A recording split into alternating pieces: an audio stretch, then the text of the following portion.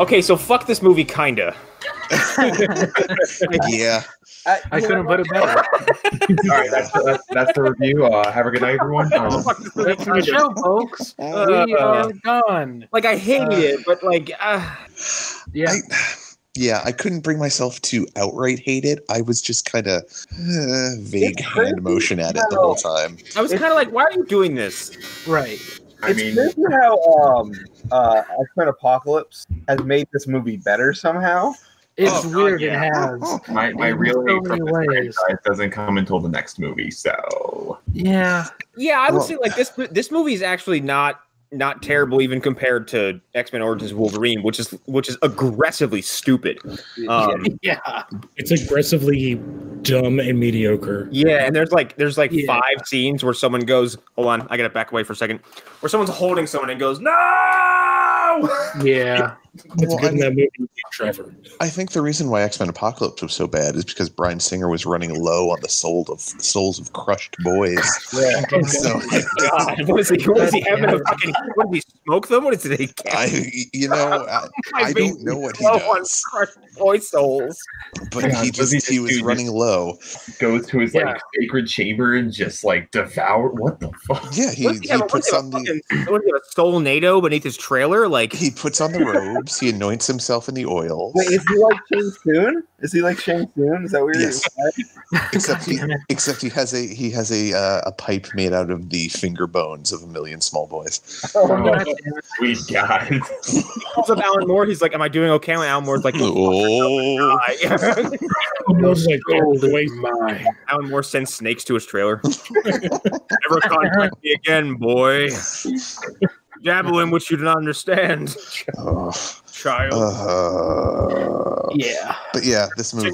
Singer does the entire Ronin thing. He's like, "You call me boy?" Alan Moore is like, "Mouth off to me again, child, and I will paint the mountains with your blood." He's got a floating throne like Thanos. Except you can't really hear him because all you can hear is his silver rings clicking together the whole time. He's like, Well, we're off to a bang out start. I couldn't make any sounds. Those 2 cans were full of Rockstar. Well, one was empty. So, X-Men Last Stand. Hold on before. What movie are we doing? X-Men: The Last Stand. This is X-Men: The Last Stand. If you haven't figured out by the episode title and the episode art, I don't know why you would. I don't know how or why you would come across this any other way unless you stole the audio from us. Wait, you mean this isn't X-Men First Class? I don't know why you wouldn't. No. Shit. That'll be in 2021 when we could watch a good X-Men movie. I'll be Hey, dead by by then then. we should get some MCU X-Men movies. Well, That's a good point. Yeah. we'll see. Yeah. Who else? I'm Connor McGraw, by the way.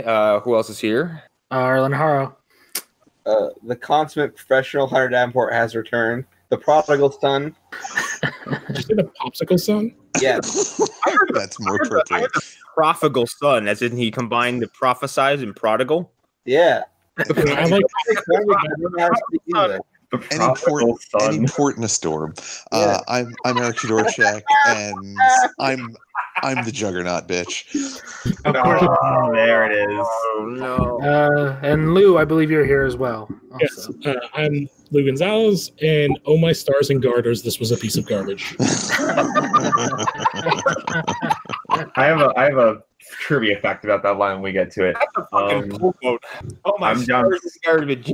I'm Jon Scott. I'm here. I was added last minute because the consummate professional apparently was supposed to text me? Question mark. Yeah. Then I did something that made me forget. So let's move on. You smoked Right. Mescaline? Yeah. Let's go with that. Yeah. Let's go into the weed. Yeah. Don't worry. Oh, about he was getting wet. All right, cool. it. Yeah, dude. Yeah, I didn't know you get wet. Getting wet with the tears from watching this movie. Oh, yeah. Damn. So we're gonna kind of follow the format of the last 2 episodes of this, but I figured we'd probably deviate and instead of like I guess towards the end of it, just not even towards the end, probably sooner than expected, just barrel through all the things they fucked up in this movie. Yep.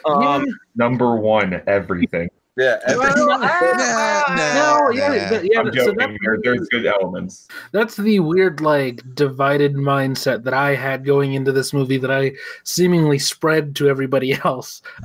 Because there are things in this that I think that they do okay, that they do fine, I guess. I don't know. There are characters in this movie and pieces of this movie that I think are done so fucking well that the rest of the movie angers me even more.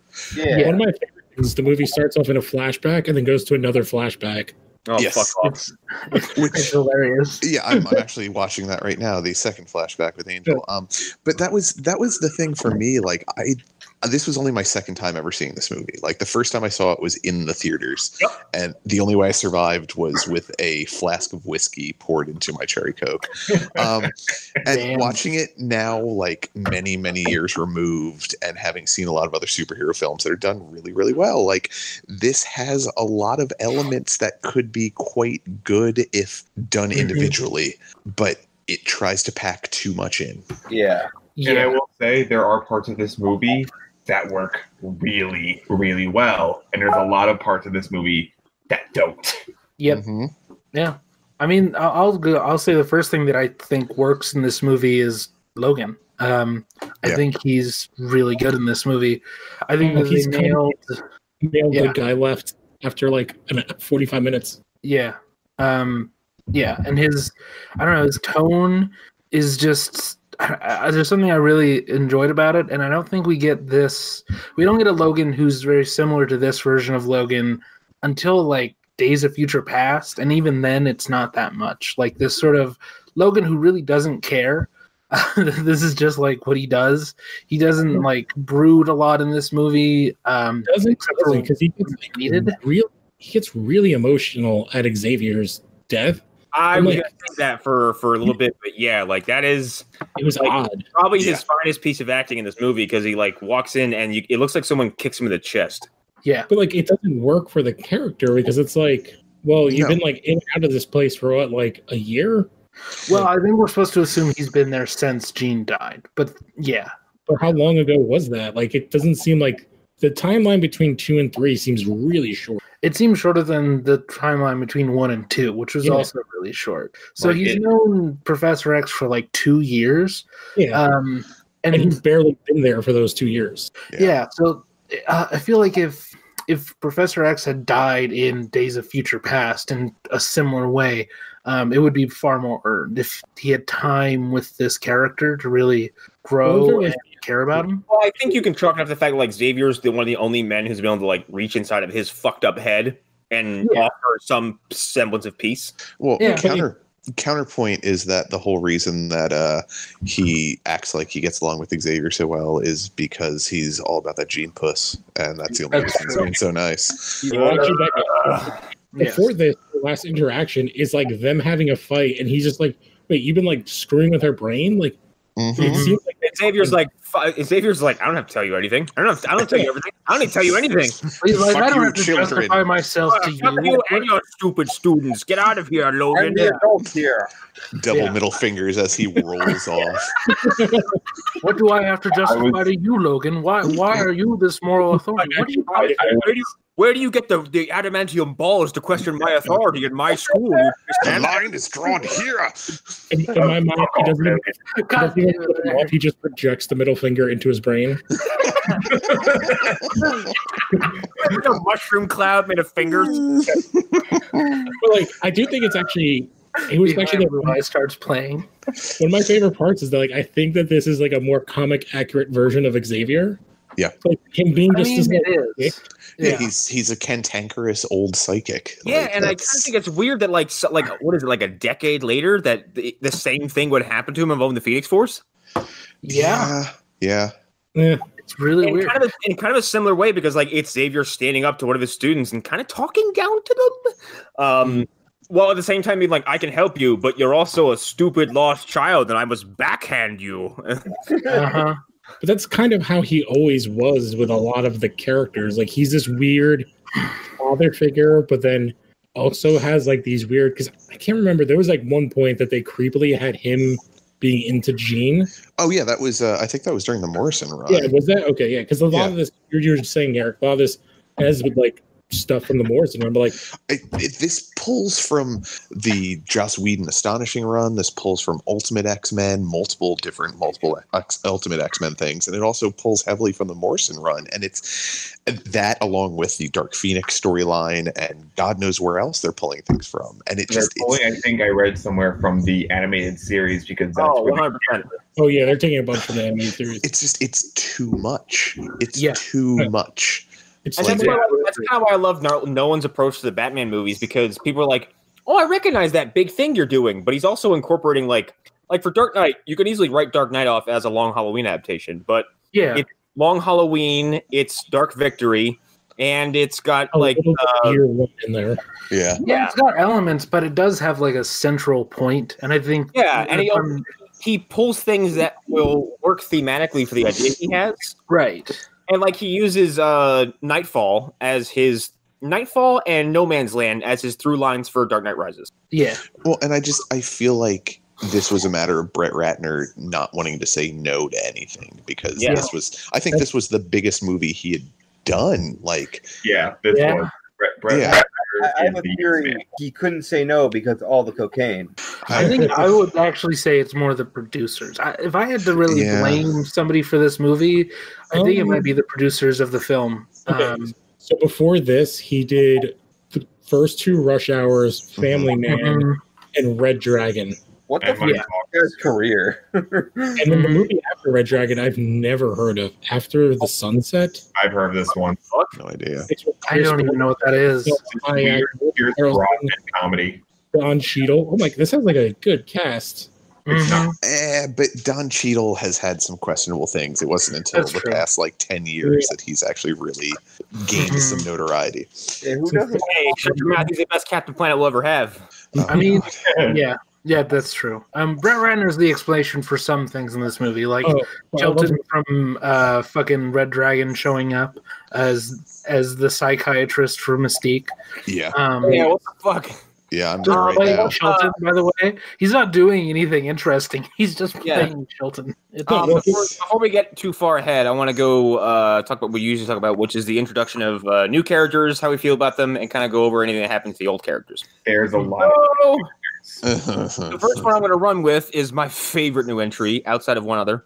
And I think this is probably everyone's, is Kelsey Grammer as Dr. Hank McCoy, a.k.a. Beast. That was the most inspired, comic accurate actor they could get in this role. God, I remember liking him a lot when I first saw this, and I go back and revisit it today, and I'm like, wow, he's just fucking and he's not treating it like it's a joke. He's having the time of his life. He apparently had to audition for this role because he wanted it so bad, and it was the first time he auditioned in like 20 years. Well, That's crazy. I feel like everybody thought it's like, oh, it's just Frasier. And he does to bring that Frasier-ness in it, which works well with the character. Yeah, but then you have moments where he sticks his hand into Leech's like anti-mutant field and like staring at his hand for like a minute, and he's like, so good. Wow, you're incredible. Also, the makeup is beautiful. And he's doing a lot through it too. Like acting and makeup like that is very hard. So it's better and than the first shot you see him is the most Beast thing you could have done, which is him reading a fucking book upside down. Oh, well, let's take it directly from the cartoon. And that's the one of the main reasons I wanted to see this movie, because I didn't know anything about Brett Ratner at the time. But when I saw that Kelsey Grammer had gotten cast as Beast, I was like, yes, that is the voice I have in my head when I read Beast in the comics. That works so well. And he brought a certain, I don't know, gravitas. Yeah, I think that would be the best word. Just the voice alone. I noticed it even later on in the movie when he's going in all action sequences. Like, I'm like, that's not a stunt man knocking those dudes over. That's Kelsey Grammer, and he's still being great. And his line delivery is great when he's just like, one day, so you know what I mean. He's like, well, they say about one man must dive in one sport. Whatever, you get it. It's so good. The whole way he was able to do all those stunt scenes was because he was thinking about all those poor children that were aborted, because he's very anti-choice. He also, if you play the Frasier theme song over every Beast scene, it becomes a very different movie. Hang on. Does this exist? No, Erik, that's because he's had 15 wives. That's true. Doesn't he have his current voice name tattooed near his junk? Yes. Could I play the Frasier theme, or could I play the Cheers theme? That's the You can do that. Oh, It's a Frasier theme, man. Frasier made more money on Frasier than everybody that worked on Cheers. Fair. Well, it happens when you're the title character and you go from an ensemble to a lead. So It was still sort of an ensemble-ish. yeah, but I'm talking about like contracts and stuff. Like in his contract, it was like lead of the show. You can fire everybody else, but I'm staying. Yeah. So, Connor, who was the other new character that you wanted to bring up? Ben Foster as Angel. Yeah, Here's the thing. His presence and actual existence is hard to justify because ultimately doesn't do anything. But he is this odd, lingering spirit of optimism over the whole mutant cure thing. I feel like he's almost. It didn't feel like that. I feel like he's mostly there for like, oh, Hugh Jackman's a little bit older now, so like he's for like the older people to like gawk at. It's like we need a young hot guy to be in no shirt for a while. Yeah, but I can see that. But he's only a few scenes, and only one scene is he shirtless. But they hold on that shot for so goddamn long. Yeah, but I think the important part of that scene is his fucking wings. Like he looks amazing, and because the Angel looks so perfect. Oh, he looks like Angel. He's perfect, and I think it's sad because Ben Foster is one of my favorite like character actors. He's great in just about every movie I've ever seen him in. And he's kind of wasted by this movie. Well, what's funny is I think the character's best scene is when it's not him, when it's the kid. Yeah. That second scene is like, so it's like that crazy, like he like wanting to hide it and not knowing what to do. And the dad's like, oh, probably just thinks he's like playing with himself. Then he's like, hears him like in pain. And it's like freaking out. It's like, it's a great scene for those two characters. Well, two things. One, that little kid would be in a coma from pain by using a grater on bones that are coming out of his back. Yeah. He had like a stick grater that he was trying to get rid of the bones from. Bones are hollow. Yeah, but there's still bones that are connected to your body. Erik, he's a mutant. There's I'm sorry to tell you this, but there's a woman who can control the weather in this film. The second thing I wanted to point out is, all right, so the point where he busts out of his manacles, whatever, and has his giant wings pop out. Right. Yeah, that's great. That's inspirational. He would be dead about 10 seconds after because he jumps through a plate glass window. Shirtless. A ton of people, too, with that glass. Exactly. Well, his body would have killed a lot of people when he fell to the ground. Erik, you're doing that thing that the friend I don't talk to anymore does, which made me not talk to him anymore. Well, no, I'm doing this because this movie needs to be told this. Okay. It does have a healing. Yeah, also, he's so attractive that the glass can't hurt him, so that's well, I mean, the technicality you could go by, but I don't know if it had been established by this point, is that Angel actually has some sort of weird healing powers. His blood is healing. So I guess you could go with the idea that as he jumped out, all the giant shards of glass that should be pushing their way into his internal organs were being healed. I mean, you guys are going through this. I didn't feel that much of a connection. I felt more of a connection with the Juggernaut or with Ellen Page's expanded role. You get the fuck off the show right now. Well, everybody has their own interpretation of these things and their own reaction to these things. So that's fair, I guess. This is Ellen Page's first time as this character. Yeah. She's been mentioned twice. We'll get to that.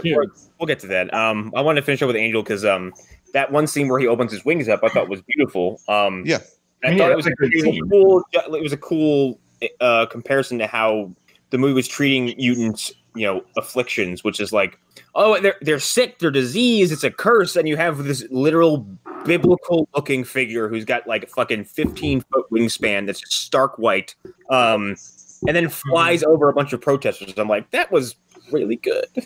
In this movie, and he's lingering in shots where like something awful is about to happen, and there he is. Like, they're about to kill his dad. He saves his dad, and he's flying over this fucking awful battle scene. And then at the end, when you're about to see Magneto again, sitting there playing chess by himself, Angel is one of the last things you see flying over that scene for some reason. I thought, for me, it was like he really does feel like this weird entity of like, no, everything's gonna be fine.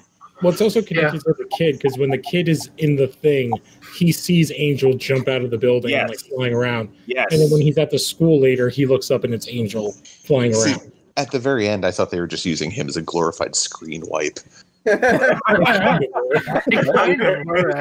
old man. Anyway, all right, we'll move on to next one, which was already mentioned. We'll go with Vinnie Jones as Kane Marco, the Juggernaut. Okay, I have so many things that I think and feel about this. The worst part about this is his costume. I think. Yep. What the fuck is he wearing? What is that helmet? Yeah, my wife, every time she saw him, she's like, I hate his helmet so fucking much. It's so bad. He looks like a giant dick. Yeah. Well, the helmet itself, it looks like packing foam. That moment when Deadpool 2 had the better costume. Dude, Deadpool 2 is so good in terms of design compared to this because it's so bad. It's 100% comic accurate. They even made a drastic change to his general appearance by changing the color and putting him in a prison jumpsuit. That's the thing. If it had just been red, I would forgive so much. I would forgive so very much. But it's like dark gray, and it's like gunmetal. But also, they're like, oh yeah, be careful if this regular-sized dude gains momentum when he jogs at you at a pretty, He's like slightly bigger than regular size. And here's the thing, I would have been, and my biggest problem is that this is Vinnie Jones, who I'll be honest is perfect for this role if you're going to cast a dude. Just a dude to play this role, he's perfect. He's absolutely the perfect pick. I would have used like the Game of Thrones technique where you make him just bigger through CGI. Or like Lord of the Rings, and you have everybody you have him stand on apple box.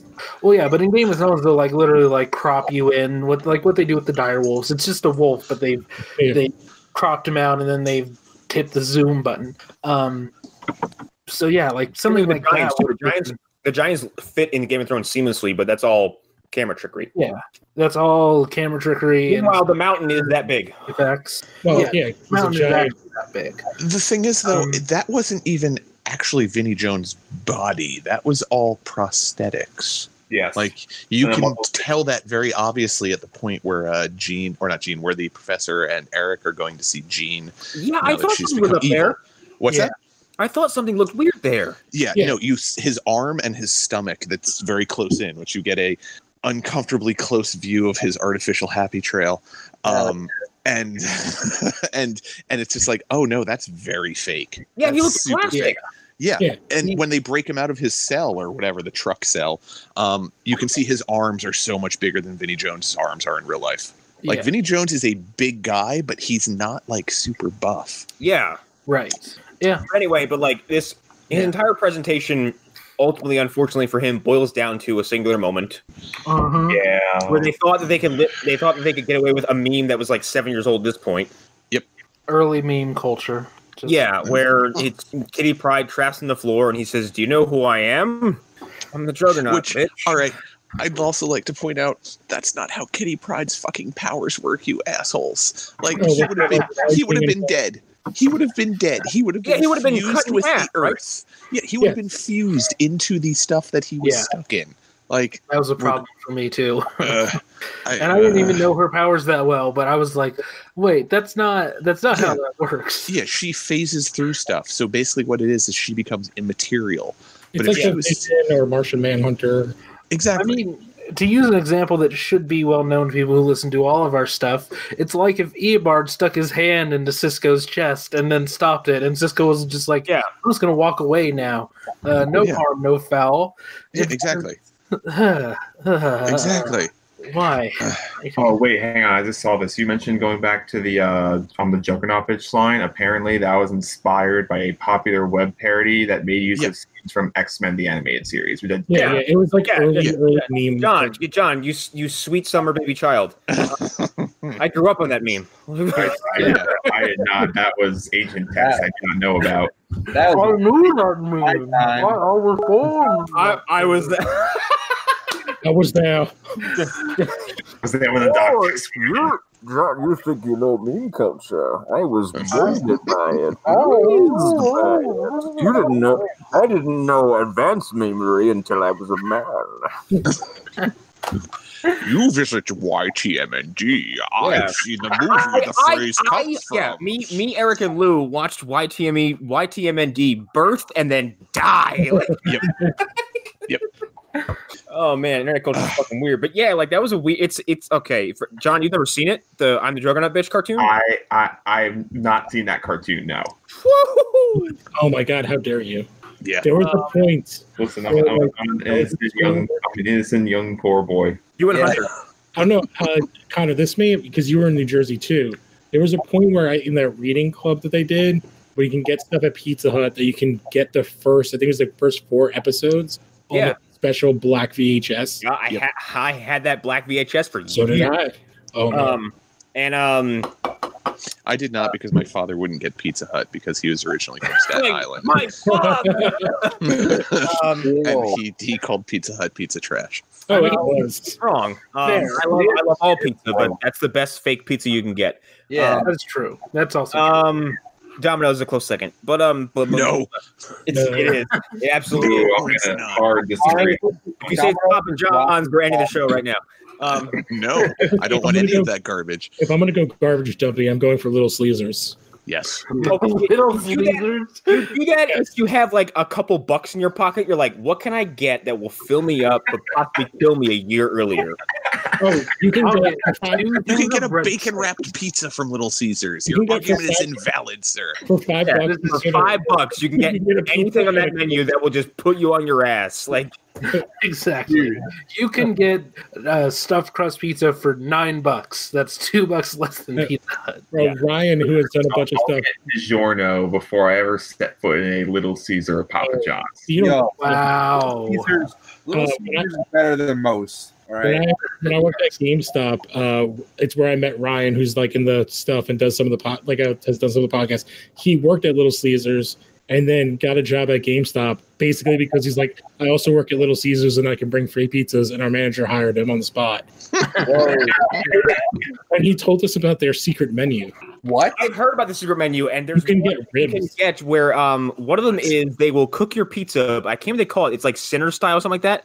They will cook your pizza, and then after it's done, or at least like basically to cook it with, they will slather it in the same butter they use in the cheesy bread. Yes. Oh, that sounds I'm having a heart attack. That's disgusting. That sounds amazing. Shut up. When you're working at a game right now, stuff for this is me and Hunter's Civil War. I'm 41 and I try and eat healthy, but I would go to town on that fucking pizza, and then I would be on the toilet for a week. This is no longer the X-Men. I'm still getting rid of cheesy bread from 2 days ago. This has been Pizza Cast. Anyway. So yeah, the Juggernaut bitch cartoon was this weird extended dub by some group of like fans and editors where there's no music and it's just this guy with a really poor mic, and it's just basically like he's saying shit like, "Man, shut the fuck up, Charles. I'm gonna hit you, Charles. I'm gonna hit you with Charles, okay? I'm the Juggernaut, bitch." That's the whole. Pretty much. That's great. Okay, Pretty much. I like that. Yeah, I found it. I put it in the chat. It's kind of like how it's very, very, very, very early abridged stuff is what I would compare it to. Right. It's like the same time. It was like the same time as those G.I. Joe ones. Yes. Yeah, the Fenster films. Yeah. Like it's weird and up. It became something. Yeah. Have you ever seen the montage of Charles Xavier screaming? Yes. Oh, yes. It's been shared in like so good. Which this is the ultimate Xavier. He gets amazing power. This is also around the same time that a video had started floating around of the one guy commenting on a Marvel vs. Capcom 2 match, I think, and talking about the Mango Sentinel. Sentinel. Oh, you got Mr. Pringle. Yeah. Yeah, he's the best, dude. So I think back to the movie. Yeah. So the next mutant we can talk about, we already mentioned a little bit, is Ellen Page as Kitty Pryde. Another part of the guy. I think this is the third actress playing the character in these movies. Yeah, I think so. Well, Psylocke is also in this movie, apparently. Wait, what? What? Yeah. Wait, what? Chick that gets played by someone who's on Legends of Tomorrow, May Melancon, who was born to a Chinese and Japanese father and a French mother. So she's basically Oren Ishii from Kill Bill. Yeah, is it the purple hair girl? Yes, I believe that is who it's supposed to be, even though she doesn't show any of Psylocke's powers in it. She can disappear. Who is she supposed to be? The girl with the purple hair that you see with the what I guess are supposed to be the Morlocks. That's supposed to be Psylocke. The other two get named. It's Callisto and Kid Omega. Okay, it fucking was Acolyte or something. Callisto in this movie is so offensive. Like, that's not Callisto. Yeah, No. she didn't have the octopus arms. And she didn't have an eye patch. No. What? Why? Okay, hold on. Why was she also Quicksilver and can sense mutant powers? Well, Callisto has, like a ton of powers, but she also has octopus arms. Just make up a new mutant at that point. It sounds like. Callisto's whole thing, Well, I think. Let Hunter get his thing out. Sorry. Callisto's whole thing is that he can sense mutant powers. She. But, like, he doesn't have the fucking super speed. No, you're thinking of Caliban. Oh, right. Yeah, Caliban's the white mutant that got powered up by Apocalypse at one point. Yeah. He got all buff. Yeah. He's in Logan, right? Yeah, he is. Yeah, Yeah, Well, he's been in many X-Men films. Actually. Steven Merchant. Yes. Yeah. Yeah. No, Callisto was the leader of the Morlocks, Hunter. Yeah. She's the one with the eye patch. Here, I'll send a picture of her with her octopus arms. You keep saying that like I'm just supposed to accept it. What the fuck? Oh my god, it's like a backward Davy Jones with boobs. I don't remember how she got the octopus arms, because she doesn't always have them. Does she No, have she little, didn't. Does she have little rapiers in her tentacles? Yeah. She's basically Or like boarding daggers? I just love killer Naruto. Her little tiny swords. Dude, looks like a fucking anime character. Okay. Here's the thing. You can give a character new powers or other powers if they make sense, if they're a logical replacement for what you are taking away. In no way is super speed a logical replacement for tentacles. God. Well, I think that they took like the ultimate version of her, which is tentacles. In no way is super speed a substitute for tentacles. That's amazing. I appreciate that we've gone. We did subtitles for. Oh God, that would be it. Mm. Oh shit. Who was her like really this is the one who made me think of Streets of Fire. Who was the really like hair gelled girl with the fucking I think they call her Acolyte. Let me see. I can find. She's the one that makes the vibration stuff, right? Yeah, but I can't remember exactly what her Magneto character says her is. name once. Yeah. Once you look it up and it's like Scarlet Witch. Wait, did I miss Ellen Page? I feel like I missed Ellen Page, or is that just me? we got sidetracked. Her name is Arclight. We'll get back there. Arclight. Yes, I'm looking up. I did find Callisto's powers in the comics are enhanced sight, hearing, smell, taste, touch, and moderate enhanced strength and agility. Hell yeah. Yeah, enhanced sight with her one eye. Yeah, basically she can like. Basically, her power is that she's like it makes her like a really good tactician in a fight. Oh, Arclight was one of the Reavers. Wait, so she was one of the, y'all want to know what her last movie was? oh no, what was it this? It was called Happy End. It was in 2009. You want to know what the one before that was? this? X-Men: The Last Stand. Yeah, Yikes. yeah. Yep. She has 4 movies to her acting credits. That's it. Ooh. I think she also gets one line in this movie. Maybe. Maybe I don't remember if she does. Actually, I don't remember her talking at all. Yeah, I don't think she says anything. So, Ellen Page, I think rocked this, especially in this. She's still a baby, kind of. With Young Babby. with all like 5 lines that she has. Yeah, I think she's great though, especially at the end when she's like, she's like, yeah, I'm gonna go get this kid, and everyone's like, no, wait, and she's like, bye. Yeah. And like, she's good. I liked her in the movie, but also it's mainly because fuck what Brett Ratner did to her before the movie started. I also like how she fucking is not afraid of Juggernaut at all. Well, the biggest problem with her character, since it's another new actress, they did do character building, but you don't connect to it because it's not the same person. Like it's not even close. Well, I think that's an overall problem. Is like because we haven't had consistent villains outside Magneto, and because really we haven't had consistent main X-Men that we're focusing on through each movie. Like we don't care about the majority of the people who are at the end of this movie. Kitty Pryde is like always showing up in like sporadic cameos. Yeah, we have two characters. And we're on like our third Jubilee at this point too, because she's credited as somebody else. Yeah, she's the Asian girl that Professor X is talking. Yeah, so we have a bunch of characters who are brand new. Who Kelsey Grammer's a good actor, and he gets us on board pretty quickly. But like, if it weren't for him, would we care about that character in this film? No, probably not. Probably not. No, it gets worse. Trust me. So next is Daniel Cudmore as Peter Rasputin, aka Colossus. Well, he was in the last one. Yeah, he was. For all of like 10 seconds. Yeah. He's in this for 15 seconds. He's here so that they can do what's the name of the thing? Fastball special. He's here literally just for that, and hell yeah. Which and they like don't. One awesome scene with Rogue in the Danger Room, where she where he touches her head. Yeah. Where they have the Sentinel that looks bad, and they should be ashamed of themselves for having that head. It looks like a fucking robot. That's Sentinel, man. And that was when I first started watching this movie in the theaters. At that point, I'm like, oh no. Well, that's another thing they took from the cartoon too, is the Danger Room. Well, the Danger Rooms existed in the comics. Yeah. And it's existed for a long time.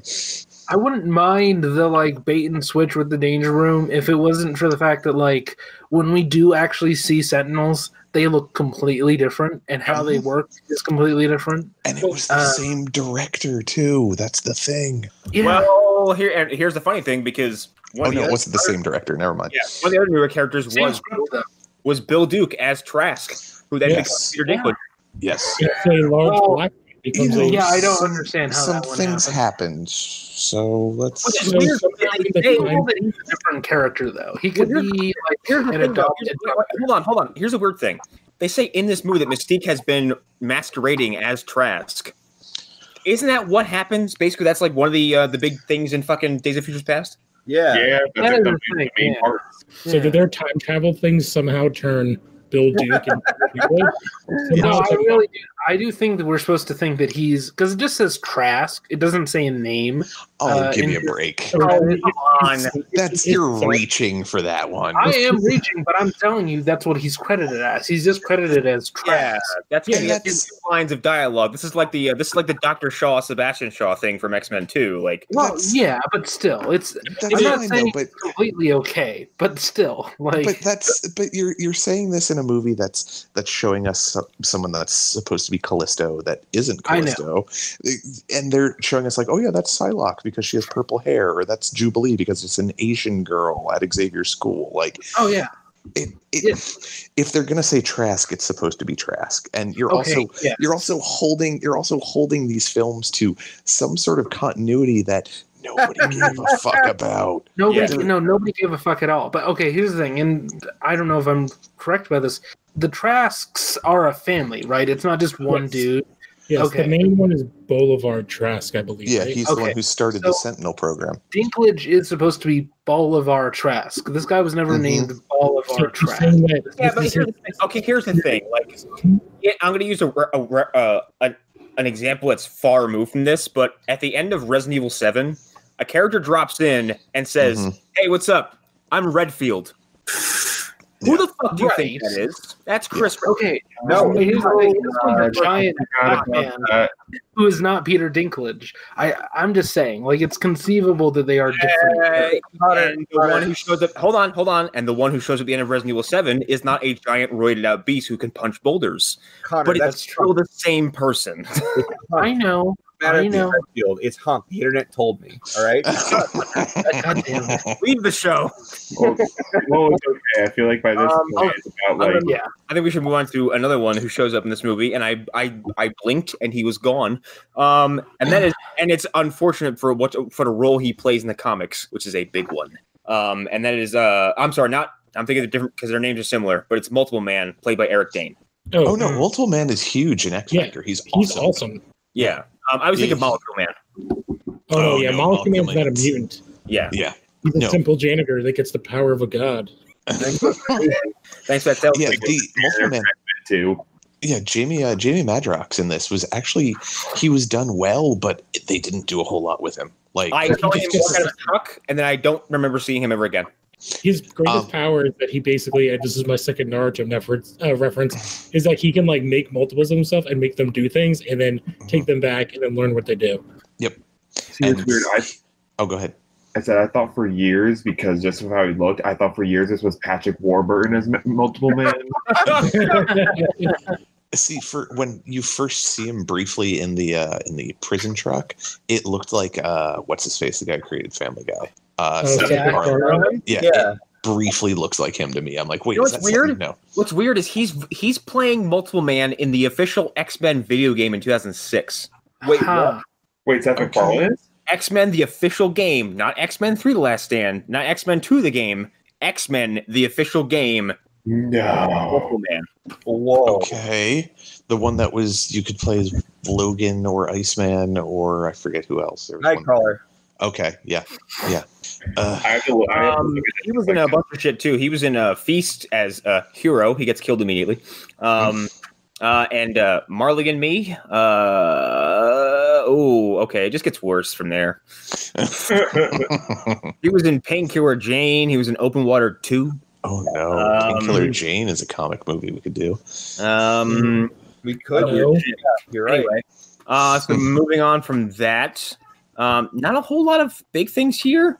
There's a character credited as Lawnmower Man. I'm assuming that's the Oh, you know who that is, though, right? Chris Claremont. Yes, that's his cameo. Oh, I didn't realize he was in this. Oh, Yeah, okay. because they do 2 cameos in that pre-thing. We have Yeah, Claremont, Stan. and then we get our Stan Lee one. Yeah. Chris Claremont deserves so much better. Well, I mean, I don't know what you're talking about, Hunter. He's a god if we go by the previous people who've been named Lawnmower Man in film. He is a cyber god. That is true. You're right. I can't fault you for that one. Nobody fucks in chat rooms like he does. Exactly. and Nobody- to be fair, a lot of people Nobody deserve eats their digital representation of their girlfriend's brain like that Yeah, one. no one fucks their girlfriend into a vegetative state with virtual reality like Chris Claremont. Mm-hmm. Well, And, she was also having sex with a so mentally challenged man. yeah, so the last one I'm gonna mention is Kid Omega, played by Ken Leung, who actually we've all seen in a bunch of shit. Like the Inhumans. Lost. Inhumans, Lost, Saw, Star Wars: The Force Awakens. Oh god, he was Karnak in Inhumans. I'm so Yes, sorry. he was like one of the main characters. That's why I brought that up. Oh, and I was just about to say he's one of my favorite character actors, and then I'm like, oh, wait, he was also in He Inhumans. is the guy in Saw who is Danny Glover's partner who trips Gets on shot in the the face. shotgun. The shotgun trap.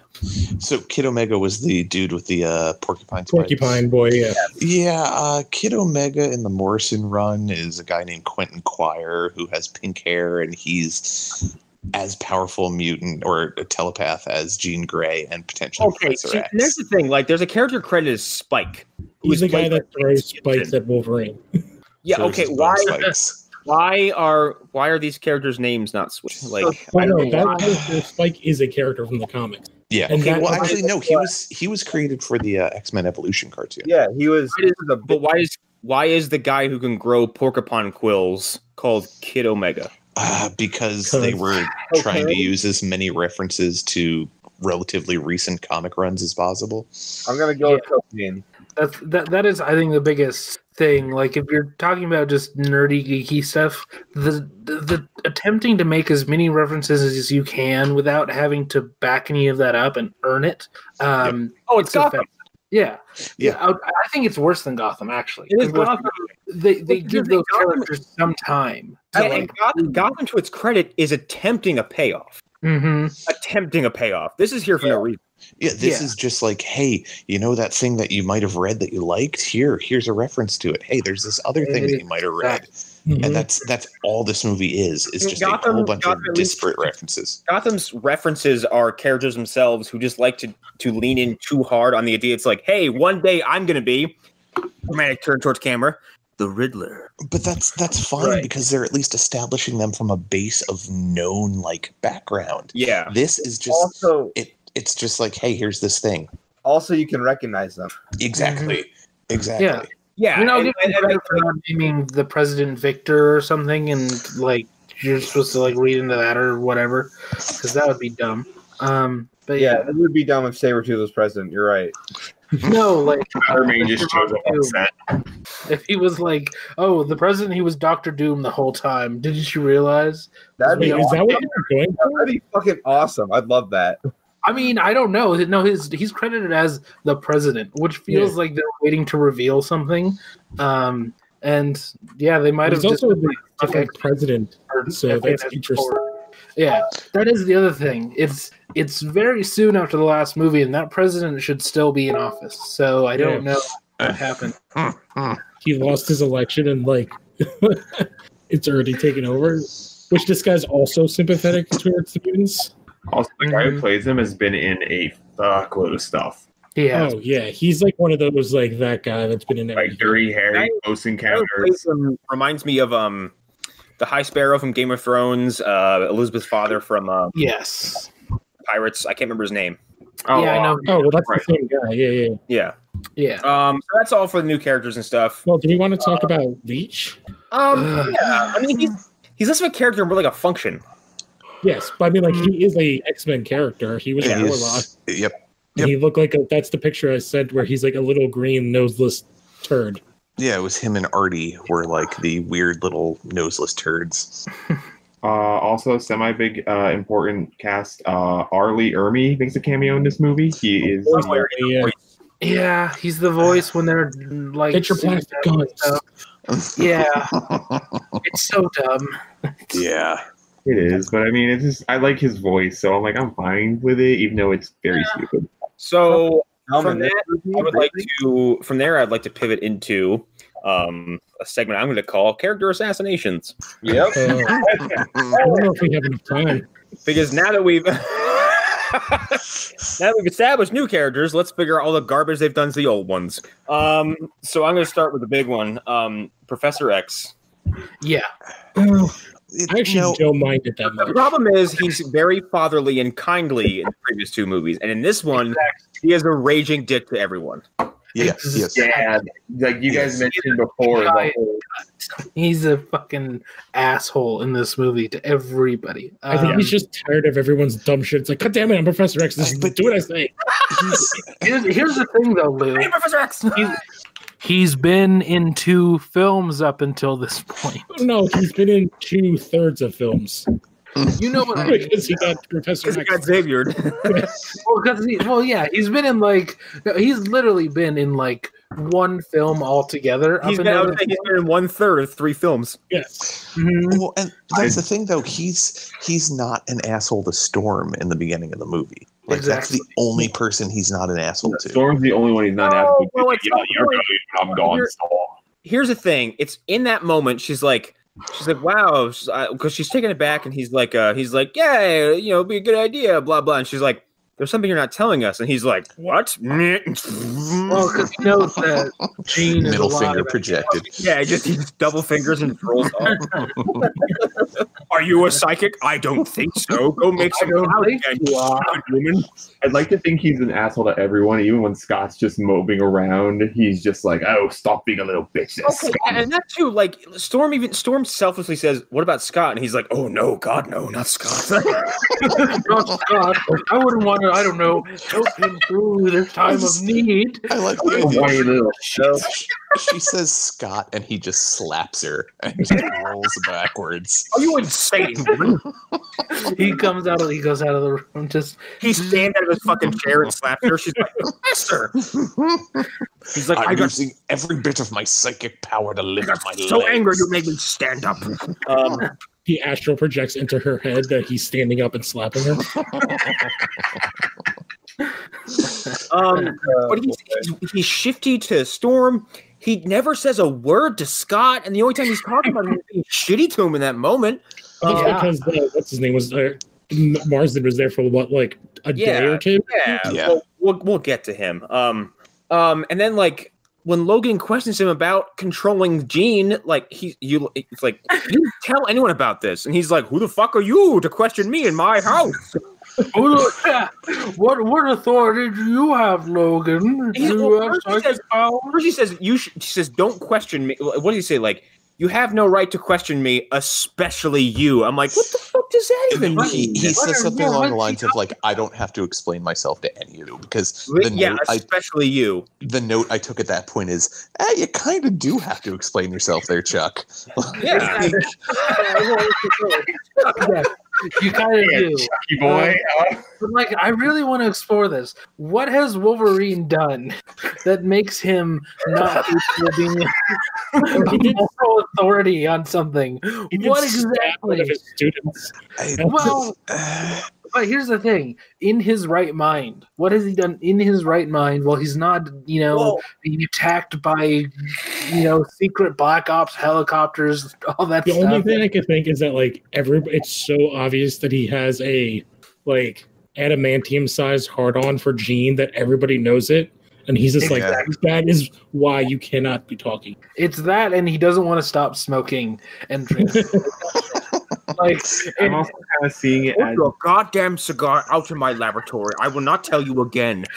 He's like, oh God, Professor X is straight edge. I just figured it out. That's what it is. I was actually going to say Professor X is pissed off because Logan drank all of his 30-year-old scotch.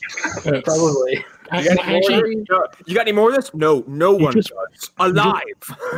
I would have been like, I was on the Statue of Liberty, and I was also at a lake where I was bored. I think I have some kind of right. Yeah, right. He does have some moral authorities. Logan had no higher motivations to fight for Xavier and fought for him twice. Mm-hmm. Exactly. Well, he fought for Rogue, and then he was fighting to find. But no one asked him to go stand up for any of Xavier's students, and Xavier sure didn't do it. Logan was like, "Yeah, it's the right thing to do." Like, I'm kind of a. I'm playing devil's advocate. I'm a fly-by-night piece of shit, and I'm kind of flaky, but I have a moral compass that points north. Can I ask one question though about before I forget? So Wolverine, because Arlen mentioned the smoking, he's smoking a cigar in the danger room, and then he loses it. But then when they leave, there's no cigar on the floor. So is that a VR cigar? Yeah, I think it was. Yeah. It was a Vigar. No, that is a Vigar. So it's that's the only way that turns towards thumbs down. It's the only way Xavier allows him to smoke in the place. Commodus, just execute me. Come out here, Joaquin Phoenix. I'm gonna stab you in the fucking throat. Oh, you mean Joaquin? It's more. That's a callback. Besides, it would be a more dignified way than he actually went, which is being strangled to death in a bathtub by one of his mistress's buddies. The real Commodus, not Joaquin Phoenix. He's fine. Jesus Christ. Yeah. Anyways, where were the real Commodus was strangled in a bathhouse by some rando. Wow. Yeah, because you want to know why? Because a mistress found a list of people he wanted to kill with her name on it. Oh. Wow. He had the list in his room, just on a piece of paper, like on a napkin. Well, all of those emperors thought they were gods. So. Yeah. Anyway, Xavier is a dick to Logan. Let's go over the people who are dicks to people, which then sends them into the arms of someone else, or sends them to go do something destructive. Well, I mean, the first thing that comes to mind is Storm and Logan are absolute dicks to, is Cyclops alive? Who knows? I mean, we know he's dead, but they go out to Alkali Lake and they see all this stuff floating and they're like, Cyclops' visor. Oh no. Oh my God, look, it's Jean. Who were we looking for before? Exactly. Fuck that guy. He's a dick. Exactly. Yeah. He's a dick. He's been walking around for 2 years. It's just to do an even more problematic movie. Okay, I hate Cyclops. It's documented. I'm not a Cyclops fan. I hate him too. Right. But he didn't deserve what he got. No. His face went gurgly gurg, and then boom, he's dead. Yeah. Okay, we got to talk about that. Did they use the same effect as Rogue? She kisses him, and then it looks like what Rogue does to people. I was like, oh. What is she doing? She's like sucking out his life force. I don't understand it. Well, I mean, Life Force, yeah, like the film Life Force. Exactly. It's kind of the same. I don't know. Yeah, but they weren't having naked space vampire sex. So that's true. Yeah. I don't know what that was about, because I mean, they don't really establish what the Dark Phoenix's powers are. Right. She burned things. Exactly. She just kind of turns she breaks stuff down at the atomic level. You know how I referenced Mr. Sunday movies, and that's where we got Xavier, and that's where we got Rogue. Don't be touching. Mm-hmm. It's Jean. Don't be burning. Exactly. Jean. What the fuck? She doesn't burn stuff. She just like disassembles it. Like everything just kind of gets disassembled. Wait, don't forget, it's not Jean said when she's killing Xavier, there's a very palpable scalding effect going on. It's not like he's being microwaved, not like being burned by fire. See, I guess I saw that different. I saw that as like he's being broken apart from the outside, and in the end, it's like he just explodes. Well, his clothes start to like I said, it's not a fire burn; it's a heat burn. Is what it looks like. Yeah, it's like being steam burned, I suppose, is what it is. Right. It's like being in a steam room for like hours on end and super high heat. Like it's kind of like, it reminds me kind of like a less gory version of what what's his nuts does to somebody in Kick-Ass, where he puts in that giant lumber microwaver. Oh yeah, yeah. Or it could be that they didn't have the money for the fire effects. Anyways, but so.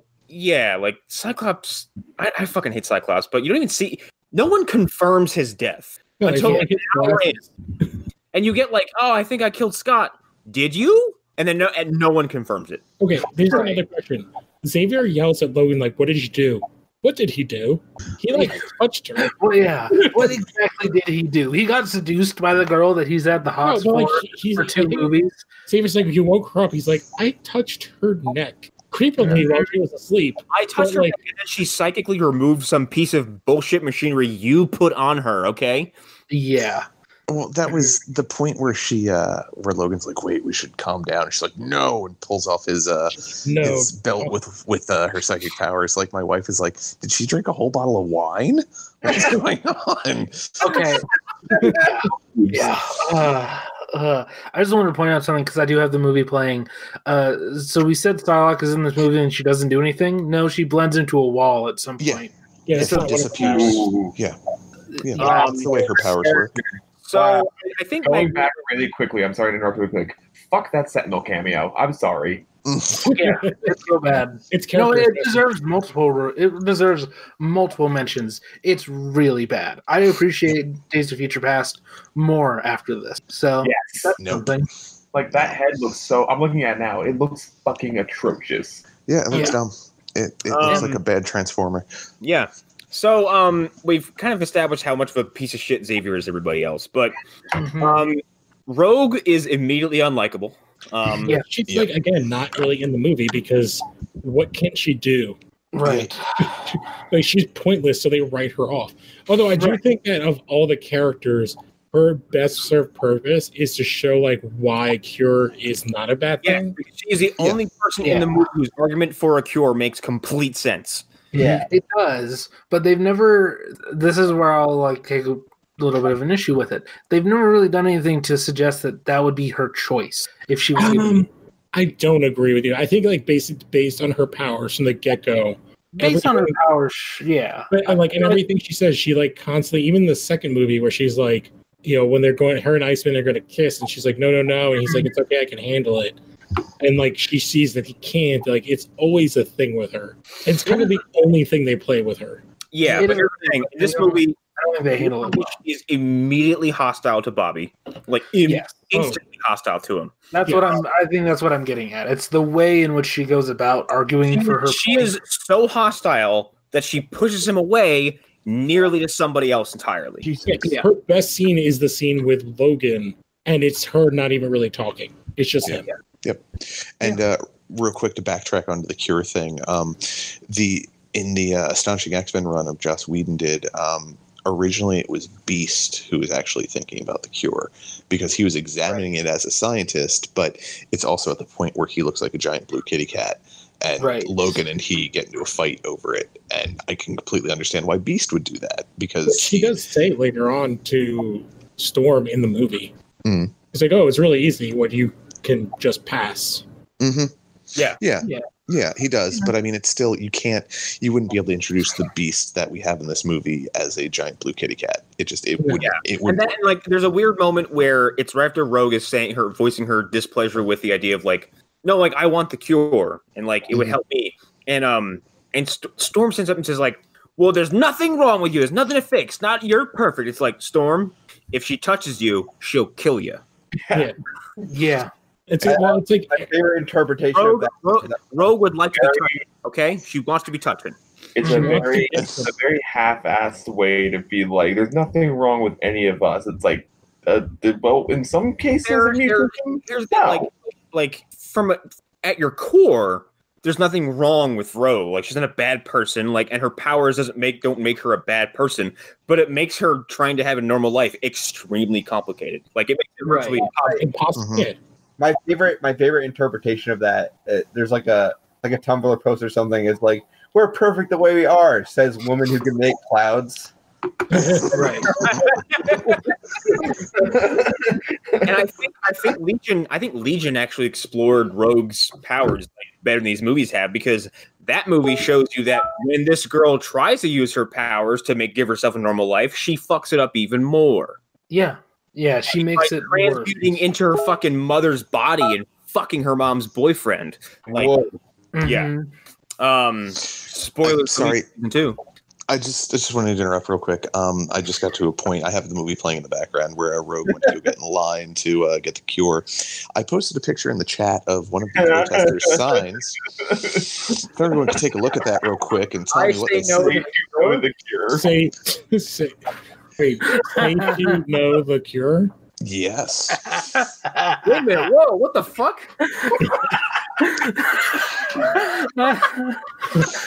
Hold on. Is that supposed to be I say to the cure no? Or is that supposed to be say no to the cure? Say to know the cure. I noticed that too, but god damn it. That's really... For those listening at home, there's someone holding a sign that says say to, and a very large no in a white circle, and then below that, the cure. Yeah. They really don't like that Friday song. Yeah, I love that song. Great song. Friday, I'm in love. Yeah. Oh, God. Sure. Regardless, sorry, I just had to point that out. So no, that was good. I want to go to a moment that is kind of blink and you'll miss it, but it is important. I said Magneto is mostly untouched. However, there's a moment in the movie that infuriated me, and it's when they break out Juggernaut and Multiple Man, and Mystique takes a literal bullet for Magneto, and she shoots the cure. Oh, yeah. And then he's like, you saved me. And then she's like, Erik, and he's like, well, fuck you. You're not blue anymore. Fuck you. You're not one of us anymore. It's like, you were so beautiful. And it's like, that's Rebecca Romaine, you fucking asshole. Like, it's also like a scene to get us like naked Rebecca Romaine. Yep. And my wife was like, really? Why did they have to do that? I am vindicated, guys. I am vindicated for my saying that Rebecca Romaine is in here for the nudes, for the nudity. Totally Oh, absolutely. Yeah. No, it's a 3-movie con. When my wife and I saw that scene, my wife's like, "Well, wait, so what? She's naked now. Hasn't she been naked the whole movie? Why did they have to do? Was this just to see her flesh?" Yeah, it's weird because she goes through the wall, but then like, when she wakes up, her hand is covering both of her breasts. I'm like, what was the problem before? You were still naked before. Well, that was another thing my wife pointed out. Is like, where are her nipples when she still has her mutant powers? She shapeshifts them away, just like she does her babies. Right. So why doesn't she just shapeshift some fucking clothes on like she does in the comics? Because they don't want her to, because they want her naked. I know. It's the whole problem with this character's design from all of the it's still terrible. Like I still don't understand why they kept this design. There's very strange cuts in all 3 of these movies. First of all, this one, when she's doing something action oriented, and they have to cut away to suddenly avoid the horrendous amount of DOA-esque jiggle. Yeah, like the boob, she's like flipping and stuff. Yes, because you're like, that's a naked woman, and you don't want to show all those boobs jiggling around. Yeah. Yep. It's not a bad thing to show it, but the prudes at the studios are like, oh my god, we cast a naked woman. It's that whole problem of like they want a hot naked woman, but we also can't see like a real hot naked woman. Yeah. Yeah. Or like a really naked hot woman. Mm-hmm. So say to know the cure. I also want to talk about Jean because I don't think the presentation of the Phoenix Force is like all that good. Oh, you mean that? Okay. It evolves into her just staring at things. It's not even the her Phoenix eyes go Force. No, that's it's the not. problem. It's not. It's a split personality. I'll give them this. If you don't want to do the Phoenix Force and you don't want to do aliens because you haven't set it up in your previous movies, fine, whatever.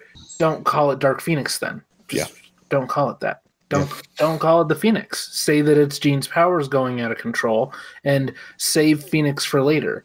Well, and that was something that I can't remember if they'd established it in the first two movies at all. That like she had always questioned her mental stability once her powers kicked in. She questioned her power, like her ability to use her powers, not her mental stability. Right. Okay. Because that was something that happened in the comics a little bit, and that also happened in the Ultimate run, is that like the Phoenix Force, you're never 100% sure if it's real or not, because Xavier is able to actually talk her down from it, which is something that they obviously were trying to do in this movie. Yeah. Okay, but like let's go back to him for a second because it's kind of important to this too. Like the scene of him attempting to talk her down is appalling because in that sequence, like the one who's actually kind of holding a better argument is Magneto because he's talking sense if it's sense you don't agree with, but like Charles is like just like, let me help you. You're a child and I am out here and I will like I know what I'm talking about. I'm the adult. Yeah, you don't know any better. I'm a child too. I'm a professor, and you are not.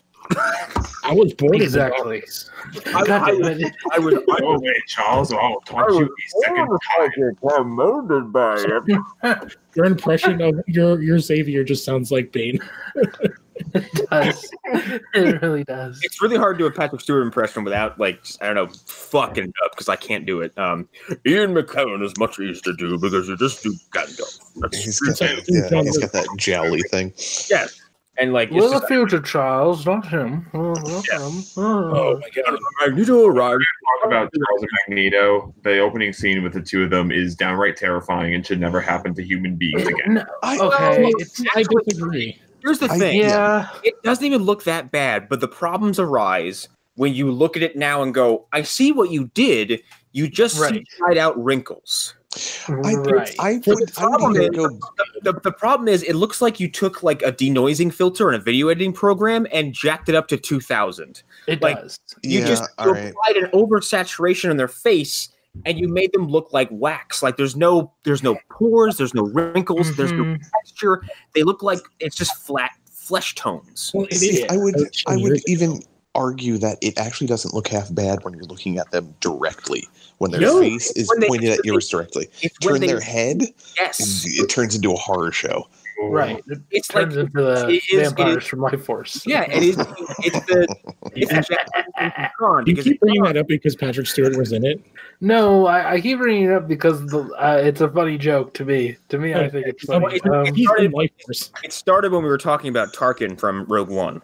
Yes. Where at some point you're like, wow, that is fucking magic. Like you brought a dead man back to life. And sometimes you're like,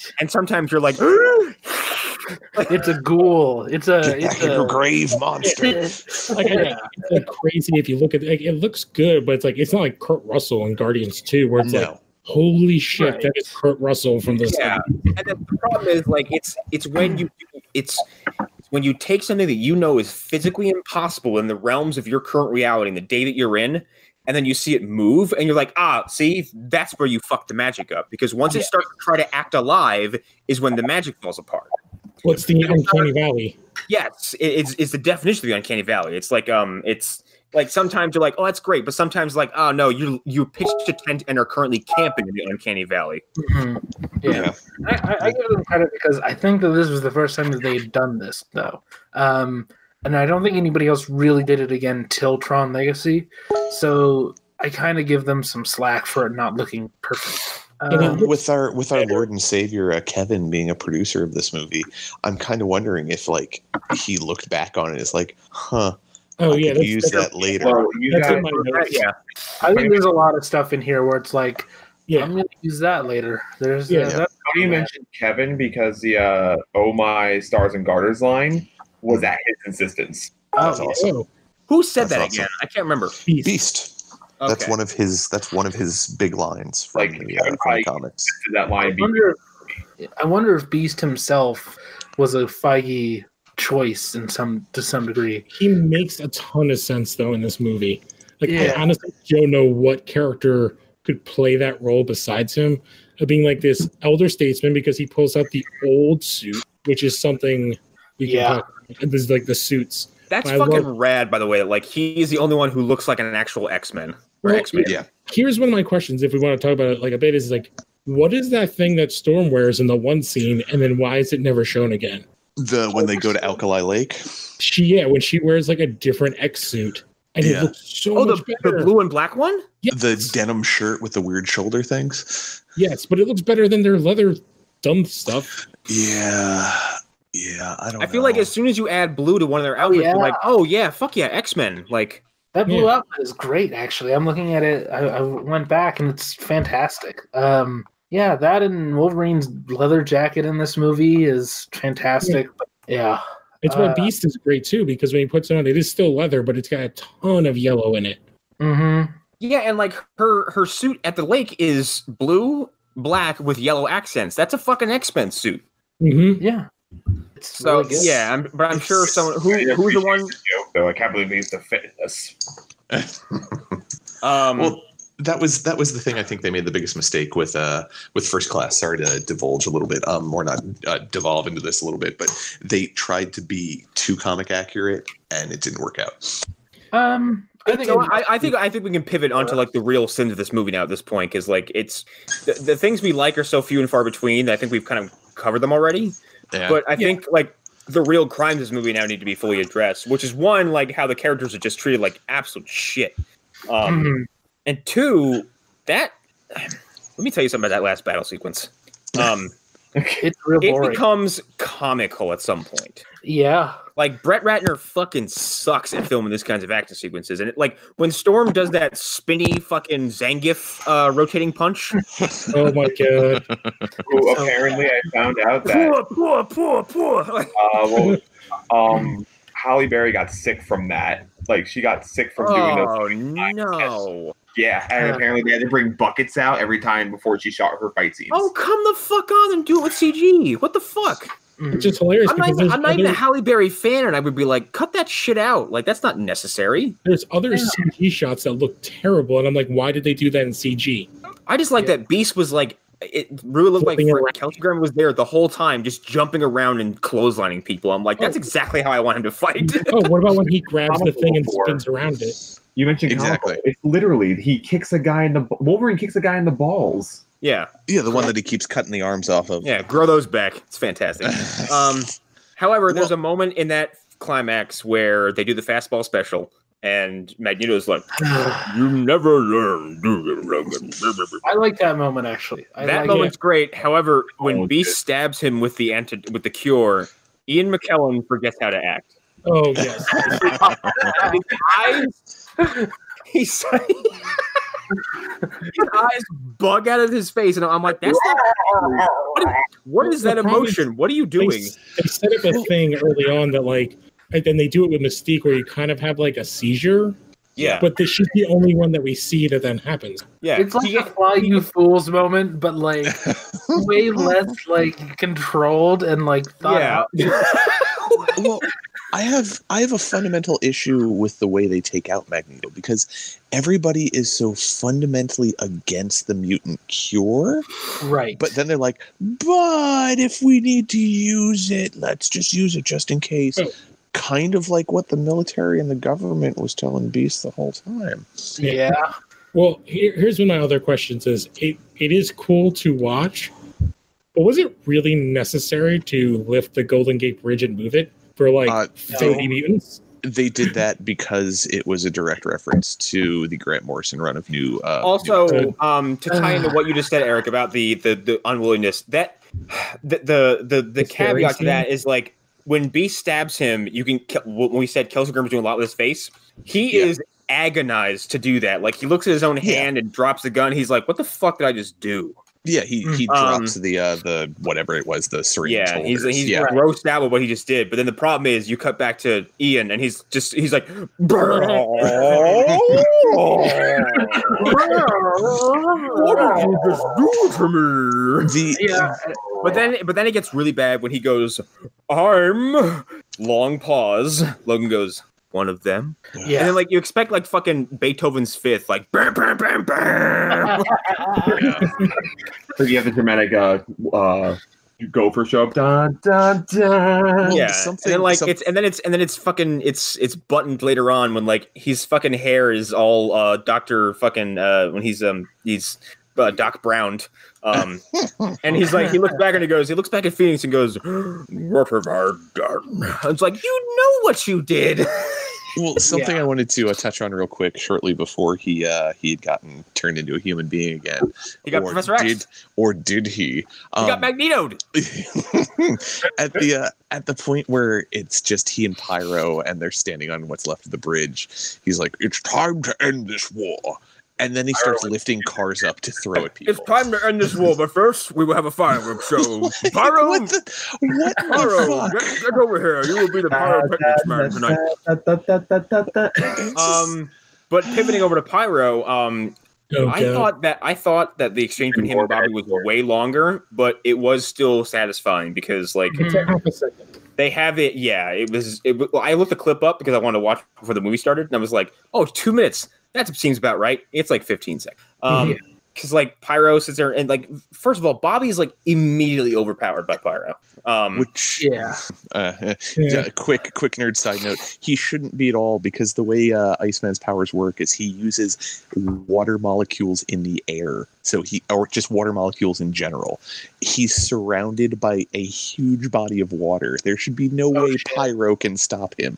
Pyro should be immediately like just impotent power-wise. Yeah, pretty much. But that moment gets really fucking awesome, and it should have been longer. They have a beam exchange. Pyro starts to win. Yeah. And like Bobby's like, no, and then the line is like, oh, you should like. Yeah, it's like, oh, I got so much better when I left school, and then Bobby's response is, and then Bobby Bobby. Well, the thing is, he does the fucking thing I think we want to do for 3 movies, which is to become a solid block of ice, and then headbutts the bejesus out of Pyro, which would give him frontal lobe damage. But go ahead. Who, Pyro or Pyro? Oh, Pyro would be dead. Yeah, at least he'd be eating through a straw. For Dude, let me tell you something, and this is a quick wrestling aside, but it's directly tied to this. There was a guy in New Japan named Shibata who gave Okada, like last year, a headbutt so hard that he gave himself a subdural hematoma and will never wrestle again because he's bleeding on the brain so bad they had to drain his skull. Jesus Christ. And when you watch the clip, not only is the sound will make your legs cross, but he starts bleeding immediately and his eyes roll in the back of his head. Oh, he got Jimmy Snuka? Kind of, but because he's fucking Japanese and those guys don't know how to quit, he finishes a whole fucking match and doesn't collapse until the match is over. Christ! If Iceman headbutted Pyro in any which way, like the force that like maybe Shibata did, like Pyro's head would have come off his body. Yes, Which would have been a much cooler idea. It would have turned him. It would have turned his head into paste. Yeah. Yeah, because like the human skull is really fucking hard, and if you headbutt someone with the hardest part of your skull, which is the front, you're gonna do some real fucking damage. When you turn that into what's essentially a giant block of ice and headbutt someone with it, that's like dropping a boulder on them. Yeah. Pyro, I think headcanon wise, is dead. Yeah. Just like all the other Brotherhood of Mutant characters that are just like they're one and done as bad guys. Dude, what the fuck? Those 3 run out of the building and just get vaporized. Yep. Oh yeah. It's they were dusted. Yeah, they were cleaning house. I think they probably had bigger plans for the X-Men universe after this movie, or they thought it was going to be the end of the X-Men universe. Oh, well, they straight up kill like a shit ton of people in this. They do. I mean, they kill Madani from Punisher. They kill her mother in this movie for no apparent reason. Oh yeah, yeah. She was during this timeline. She was a major character in 24. Oh, that's right. Yes, right. The random Arab doctor. I don't know what her name was. The one that got RAO. 24. Yeah. Wait, her name was Rao? Yeah, I believe so. Like Her Superman's last name God. was. Also, Maybe. how fucking ineffective does the U.S. military look in this entire scene? They do have plastic shirts. All right, that's the other thing. So Magneto's like, plastic. Like, wouldn't the needles need to be metal to be able to pierce skin properly? Yes. I think so. No, technically, they could be glass, but they'd be so fragile that they would not work as weapons. Yeah, they wouldn't work with those like bouncing Bettys that they were launching. Essentially, can you get plastic sharp enough? Because I don't think you can get it right to guarantee. Here's the thing. Like, without it leaching or something. Like, if you look at a needle on a microscopic level, you'll understand why it works so well. Because like there is design to it, and like the way the bevel works, which like I think me and Erik are probably the only one who can identify a bevel. But like actually, if you look at a needle after it's been used the first time, you'd never want to be poked again with the same needle. No, it is horrifyingly destroyed after the first poke. It's completely just annihilated.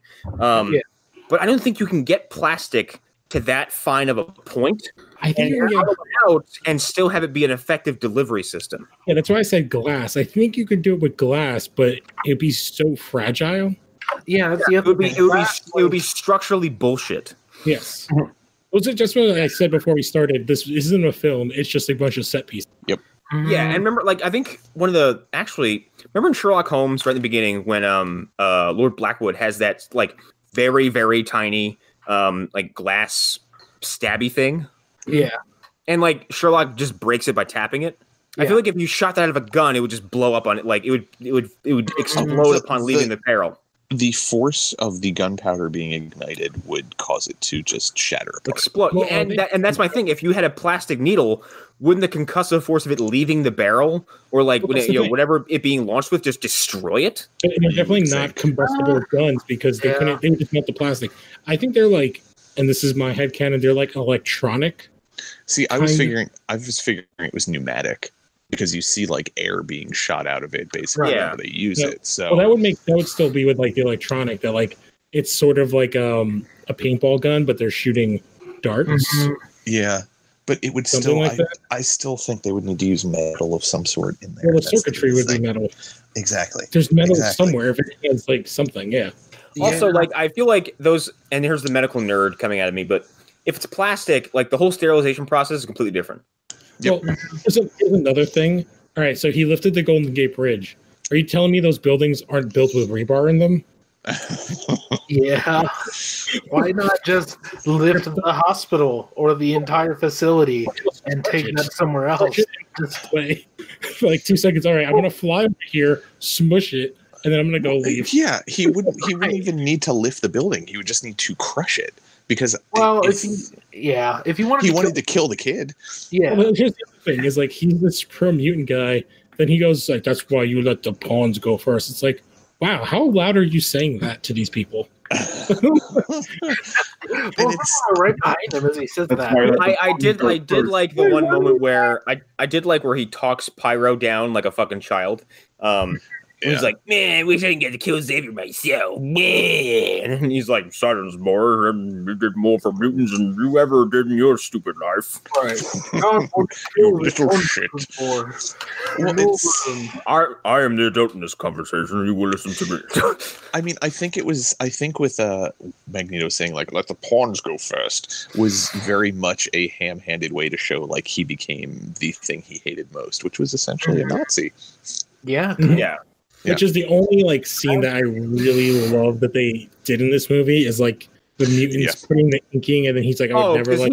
He walks in and makes the most sense of anybody in this movie. Oh yes, yeah. Until the very end, that's one of my like things. It's like, who's the bad guy? Yeah, right. Yeah. Is it The mental Cure? illness? Is that what it is? Is that the bad guy?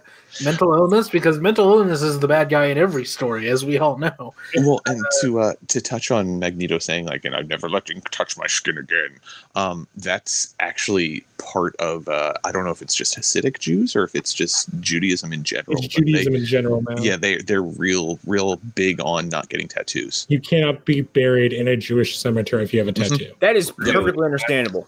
Yeah. Yes. Yeah, and that goes like I don't know, and then it gets into the weird, which is why like I did like that they pulled that from like that was a Morlock, oh like not a Morlock, so that's the they kind of gave it to the Morlocks. It's the whole bishop thing with like the tattoo of the mute. Yep. Yeah, the big M is normally over their eye, but yeah. Which I would have liked it better. Like I'm guessing I like that they're giving them tattoo. They're giving themselves. I'm like I can kind of get that. Like yeah, kind of. The way it's handled is so fucking Hollywood. Where she's like, "Hey man, where's your mark?" Yeah. Oh, you mean how they made the Morlocks into like cybergoths? They were Willem Dafoe's gang from Streets of Fire. Okay, they were all spandex leather wearing bike gangsters. Okay, They were looking for a punk band to abduct a police singer. They were looking for Rick Moranis to steal his girlfriend. They were time displaced extras from The Crow. Yeah. Oh, they never looked like. See, I was thinking they looked more like a Power Man 5000 group.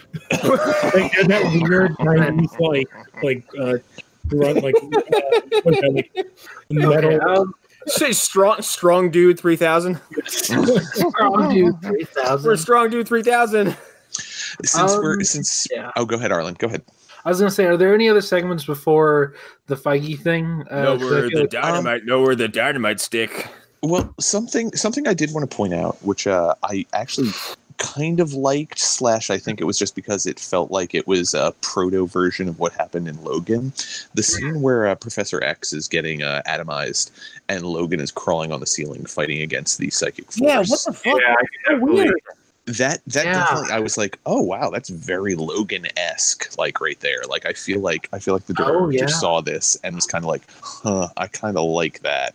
And like there were scenes of this from this entire movie that I feel like he cherry picked that he liked the feel of for Logan. Especially when Logan feels that there's some kind of big psychic disturbance and he's like, oh fuck, the professor. Like he knows exactly what's happening. And in Logan, like when he sees that people are reacting that way, he's like, oh shit, Charles. Yeah. Like he knows exactly what's happening. Yeah. Which actually I think is cool if you watch Logan as if we've said you can watch it in many different ways. If you watch it as the end of the X-Men films, you could logistically say like Logan knows what's going on because he's experienced something like this before with Logan that has nothing to do with whatever incident they talk about in the movie Logan. Like he could say like, oh wait, I remember when this happened, back when we brought Jean home. Like yeah, even though that then forces you to explain how Professor Xavier ended up in a body that looks exactly the same. Shut up. Before we moved on, that was one of my notes. It's like I have 3 other things. I loved how they actually, for the first time, showed Logan having heightened senses. And I was like, oh, I wish that was more in the other movies. Well, he had like little bits of like heightened smell. Yeah, he could smell poison on the arrow in the Wolverine. Like he took a whiff of that arrow and was like, this is the poison you use and it's illegal. That's way after that. Smells not Beast, Victor before he ever sees him. Yes, in the first movie. Yeah, so like little things like that. But you're right. Straight up, like do it. And go ahead, Lou. I was to say, like, my other notes were like, how is Magneto free at the end of this movie? Yeah, I don't know. Good point. He's a terrorist to like the nth degree. If they had the rats in this universe, it's not really believable that they would go, "Oh, you lost your powers. Well, that's a good enough punishment. Be off with you." Yeah. No, that would be like in like the deepest Black Ops prison site. Exactly, and they would still have him in a glass box just. They would throw him in the same hole that Fassbender was in. Like, yeah. They throw him back in the same hole that Fassbender was in. Exactly. I would love to be a fly on the wall during all this behind the scenes nonsense. Oh god. Did you have any other notes? Yeah, go ahead. Yeah, my last one is all right. So when they are leaving to go to Alcatraz, so the mansion is in Westchester, New York. We have Angel pop out and poke his head. Whoa, wait a minute. What the fuck? That's 2 coasts. Yeah. How did he Game of Thrones his way to the other side of the fucking country? Magnetic powers. The only thing I think is like, how are they going to show him Black sneaking on Lodge. the? He goes through the Black Lodge. He goes in one. When Alkali Lake was Alaska, wasn't it? It was Canada, I thought. Is it Canada? Yeah. Aqua Lake is Canada, I think. Yeah. So pretty sure it people is. are getting from New York to Canada, back to New York to the Golden Gate Bridge in seemingly no time at all. There is a Blackbird, so I can kind of give like a little movie that this thing is super, super crazy fast. But like Angel's not on the Blackbird. No. Yeah. They don't show him. All they needed to do was show him sneaking on it. He's clutching the back fucking the rudder. He's like, wee! Promo shots with I him think and flying from the fake foam wings they gave the actor because the original wings were too heavy. well, Oh. yeah. And what's weird is like there are promo shots of him in the suit, but he's never wearing it in the movie. What the So, fuck? like, there's- No, that would be too goofy. That would be too Yeah. goofy, Lou. It's- We couldn't see that because crime fighters don't wear goofy costumes. I'm just Lord imagining Honor, the 1989. conversation with Pyro and some of the other mutants with Magneto. Like, how are we going to get out to San Francisco? We're going to take the train. But what? But what? We have all these. It's a perfectly acceptable way to travel. How dare you question? Holy fuck! There are shots of him. Like, there's shots with him with the team. Yeah, there's shots of him in an X suit like everybody else. They did like a figure with him.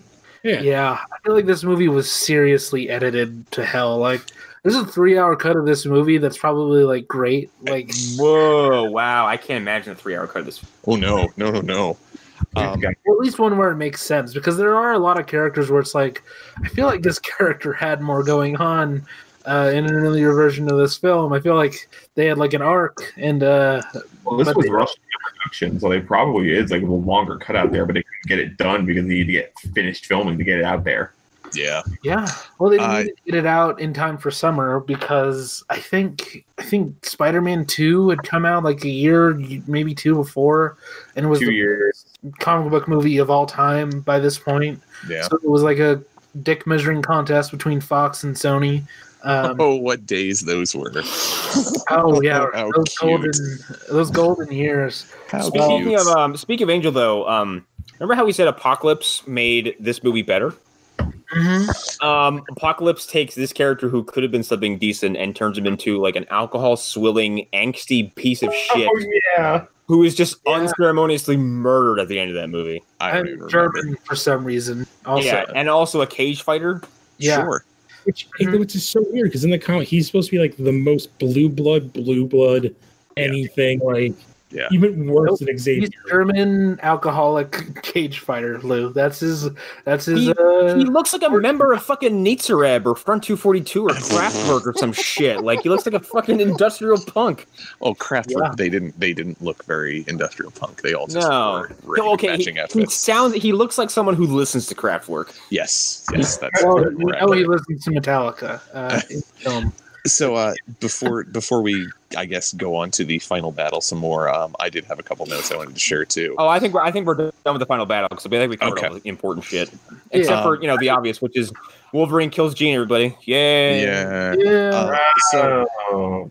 one thing that struck me weird was when Bobby went in to talk to Kitty, and he's like, "Oh, well, let's go outside." She's like, "But Storm said we should stay in our rooms." Like, how much of a horrible taskmistress are you that you're not going to let these people grieve together over the headmaster of their school dying? Like, oh, I'm sorry, you're all Yeah, sad. yeah. Go to your Day rooms. one, she's already doing a bad job. Exactly. One of the other things connected to that is why would Iceman need skates? Wait, oh, Oh my god, does he wear skates in that scene? Yes, he makes ice skates, literally. No. Yes, he does. Yes, he does. On the bottom of his shoes. I Yes. can kind of get that in that like, or at least he makes this like the blades. I can get it for Kitty, not for the man literally called Iceman. Look, at Exactly. least he didn't click his heels and have skates pump out of his fucking shoes. Okay. Good point. I mean, Um, yeah, but still. The fight scene with Wolverine when he's at the camp fighting dude with the bone marrow or whatever that guy's name was, that actually wasn't a half bad fight scene with Wolverine. I actually didn't mind that much. Oh no, and I think I like how it ends. Which Yeah. also like it goes to the weirdness of like he's just going and like to me, when I was watching, I was like, oh, is this a camp of like mutants who are like trying to escape what they think is persecution, and then he's just going and murdering all these people? Yes. So he's just straight up murdering the shit out of people. Oh yeah. No, adamantium cuts with razor sharp claws. And the last note that I had at least connected to that was, I didn't realize his clothes could heal too, because he gets hit. He gets hit in the guts when he kills that dude, and then the next shot, his shirt's completely fine and there's no blood on it. One of them, he gets stabbed in the gut and there's a hole, and then his skin heals. Yeah, but I do like that he's like, for no reason, he's in the woods in a wife beater. Yep. Like, why? Yep. Where's his jacket? Answers. That's why he has to show those muscles. Yeah. That, and one of my last notes about the very end of the movie was so apparently the Dark Phoenix's powers don't work on pants. Yes, she melted everything else away on Logan except for his pants. That's because she knew his actual secret weapon was his wang, and if she exposed that, Jean would come right out. Well, that's I wonder. Did he have a raging erection the whole time, and that's why they probably take away his pants? Yeah. I mean, it's Wolverine. It's like a Dragon Ball Z thing. He has one hidden claw. It's at the top of his dick. Oh, and this is he's like X-23, except really gross. That's why she smiled when he stabbed her, because she was anticipating the other one. She was like, this is okay, but not good enough. And I learned a new bit of slang today when my wife and I were watching this, because at the very end where Rogue is cured and she and Bobby holds hands, my wife is like, "Oh, good, I can give you throat now." What the fuck? Apparently, throat is the new lingo for blowjobs. Oh God, we didn't need new lingo though. That's egregious. That is so unnecessary. I just love the fact that it came from my wife. I love that too. I mean, this was supposed to have a sex scene with Logan and Storm, but oh no. I have to say is that gives a new definition to brain freeze. Yes. That has no purpose in this movie though. That's the problem. Eric, I like that your wife immediately reminds me of Julie. Yeah. Who I've met through Movie Dumpster. And that just tickles the fuck out of me. Okay. I have one little thing. It's not connected to anything. It's kind of that first scene with Charles and so the 20 years earlier, not the 10 years earlier. Yes, the 20 years earlier. Right. 20 years earlier of sometime in the future. Fucking motherfuckers. Well, wait, is it 20 years earlier of the 10 years, or is it 20 years earlier? Oh, God damn it. Lou, don't do this to us. No. But okay. The woman who they cast to play Jean's mom, I thought that was actually Famke Jensen. I thought that was Famke Jensen. Yes. It's another actress, but she looked eerily the same. It was very impressive that they managed to pull off that cast. Also, Jean's dad might as well have been plucked from every single episode of the X-Men cartoon, or like every movie about like someone getting angry by a black athlete. Like that guy he's one of those guys. He's like a TV that guy. He's been in multiple episodes of Supernatural. He was in multiple episodes of the X-Files. Like, have you ever heard the Bill Burr sketch about like he's like, man, we're making way too many movies about racist dudes being angry that black people want to play sports. Yeah. And he's like, and it's always the same dude who's always like, get them kids out of the pool. Yep, this is that guy. Yeah, it's that guy. This is what he seems like. He's like, well, our daughter's sick, right? And everyone's like, the room is like, no, she was born that way, you fuckhead. Like, Arlen, I 100% agree with your note though about Jean's mom in the 20 years ago scene. Yeah. Because when I first saw her like just passing, I was like, oh shit, Famke Jensen double roll. Oh no, that's not her. Like that bugged me out a little bit. It was weird. I was like, maybe that's Famke Jensen's real mom, and I like looked. Oh yeah. But I don't think she is. But yeah, it's good casting. I don't know why that came to me now, but it did. So yeah, there's a lot of good casting in this for like really small roles. Like the woman who plays Moira, that's perfect casting. She's awesome. Yes. Yeah. She was. I guess I the suppose teacher from Rushmore. I suppose we should talk about the post-credit scene involving her real quick before we wrap this up, because it's like you're only out to Xavier's death, but even the actual follow-up at the end of the Wolverine is preposterous because, like, oh, Xavier, you're just back with your fucking body and powers and, whatever. That was my other thing. It's like, why does he sound like him when this guy has different vocal cords? Well, beyond that, though, like, all right, so at the end of the Wolverine, so Xavier's back in his wheelchair again. Why would he be back in his wheelchair if he's in the body of a person who can walk? It's like, okay, I'll use Legion. By this point, the continuity was so fucked beyond recognition that... Yeah. Because here's the thing. I can accept that you would keep your powers because what do we know from Legion? You can keep your powers if you're a powerful enough being. You can keep your abilities because you're just like this fifth dimensional being the moment you lose your body. Okay, that's fine. But why would he still be in his wheelchair? If for some reason Shadow King was paraplegic before, he wouldn't be paraplegic in every other body that he's in. That makes sense at all. Because that has nothing to do with your mind. That is a physical thing. That's a problem. Yeah, because when he was Aubrey Plaza, he wasn't speaking in Farsi. No. Exactly. He wasn't immediately like speaking in Farsi or French or any of the other languages he knew, and he wasn't speaking with an accent. He was just talking like Aubrey Plaza. Yeah, it was a new body that he immediately accustomed to. Well, it's kind of like Doctor Who. Like when he changes, like he gets a new body, and it is it's a healing process / like rebirth. But he doesn't like. Let's say he was paralyzed. He's not going to be paralyzed the next regeneration. Because then what's the point of a regeneration? It's not. It's just like, oh, I got blonde hair instead of red, but my legs are still busted. Like, what's the point of like a man? What is the point of transferring your consciousness into a man who's in a coma if you still can't walk? It's a complete misunderstanding of like, they're like, oh, he's so psychic, he can't use his legs. It's like, no, that's not why he's in a wheelchair. I feel like that's why they did that. Like you could say. But they never do this, obviously. But like all it need is a scene of like someone saying, "Why does it look like you? Why does it sound like you? And why are you exactly the way I remember?" And like Xavier just lifts this telepathic fog, and it's just this random fucking dude, who is communicating as if he's Xavier, but he's not. And he's like, "I've been doing this because any other form would make you feel so weird." And make this entire exchange just so alien that it's just better this way. Then the character should know, the hell out of it, Why are you putting yourself in a wheelchair? Yeah. Well, you could even say the wheelchair is an illusion. Like the guy's he's just standing there. Why are you putting yourself in a wheelchair still? Because this is the only way I can maintain an erection. God damn it. Because fuck you, though. If I sit down and stand straight up. No, but yeah, like the point there is like you would say that the chair, the voice, the visage, everything about him would be an illusion, and that the reality is there's just a stranger standing there.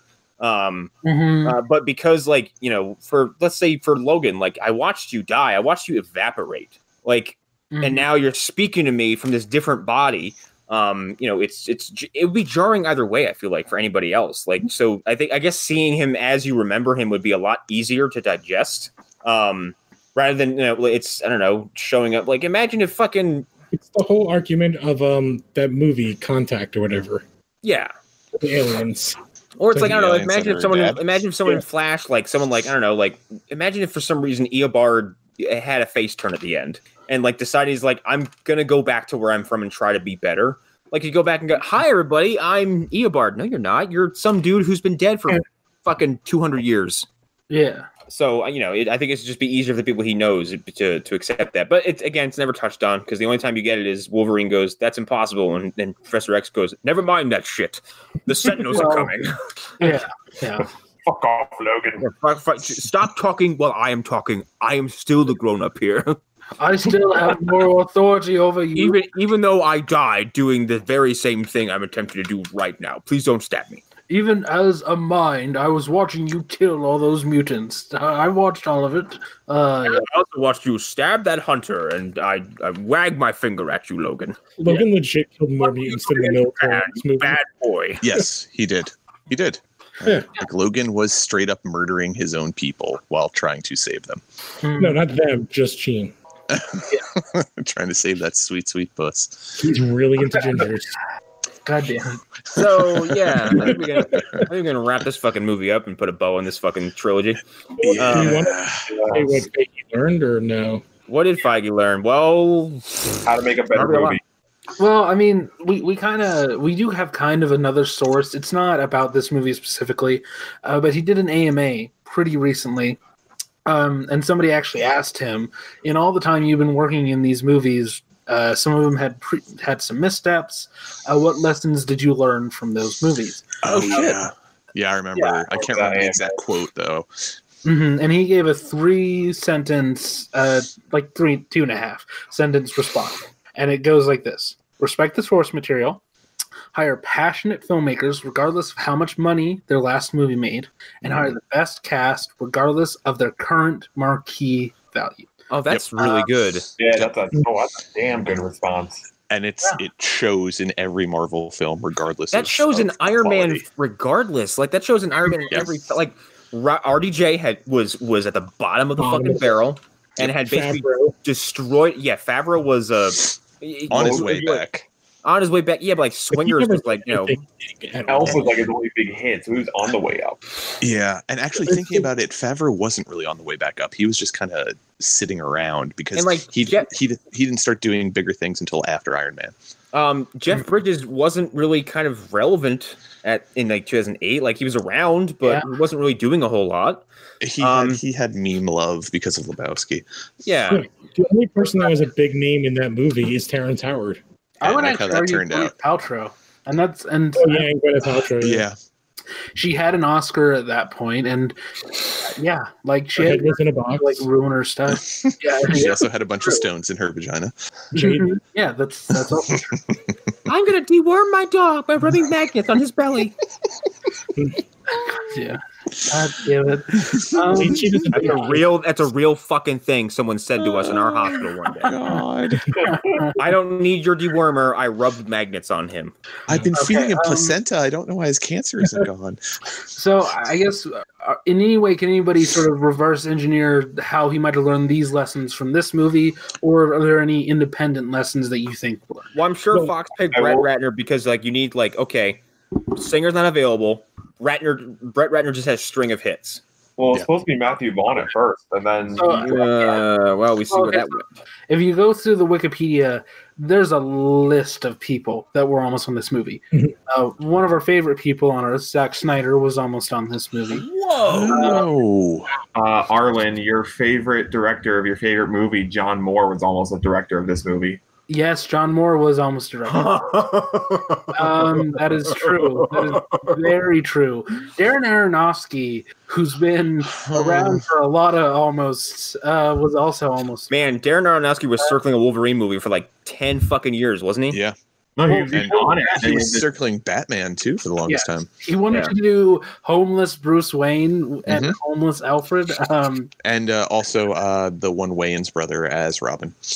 Yes. What was the other one? Alex Proyas. Oh man, that poor guy. Yeah. Apparently, iRobot was such a problem he had making that movie that he didn't want to do it. Yeah, and then he's probably also. Here's the thing: Proyas is probably one step away from Richard Stanley as far as being mind fucked out of the business. Proyas just never was attached to something like Dr. Moreau that would have just blacklisted you from from Hollywood for decades. Proyas just kept getting handed projects that either weren't advertised enough, like Dark City, which should have been a fucking runaway hit for how good it is. But because it came out so close to the Matrix, people were like, "Yeah, we can't advertise this the way we want to." It came out before the Matrix too, but I think the Matrix came out. It was done before the Matrix, but as the Matrix was approaching completion, they were like, "No, this is too similar, and that's going to blow us out of the fucking water." Yeah, the Matrix ate its lunch. Yeah, basically. And then he got to do. I can't remember what he did before, Gods and Kings. Not Gods and Kings. Gods of Egypt. Knowing the Nicolas Cage movie. Yes. Yeah. I was about to say that he did the movie where at the end you realize that the two children you've been following the whole movie are Adam and Eve. Yeah. Oh God, the most one of the most depressing end of the world movies I've ever seen. And he just goes back with his family and watches the sun explode. Yeah, they get hit with a solar flare and everybody dies. Oh, Yep. so basically, what Nick Cage eventually wants to do with his life. Yeah, but like that movie's also like, you know how like Armageddon is like, hey, it's a movie about the apocalypse, but like we're gonna stop it, and like there's fun characters to be had.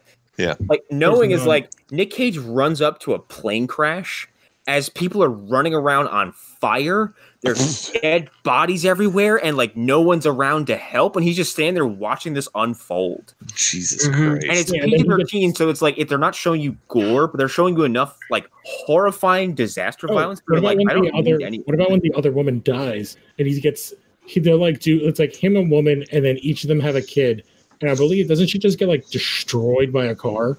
Yes.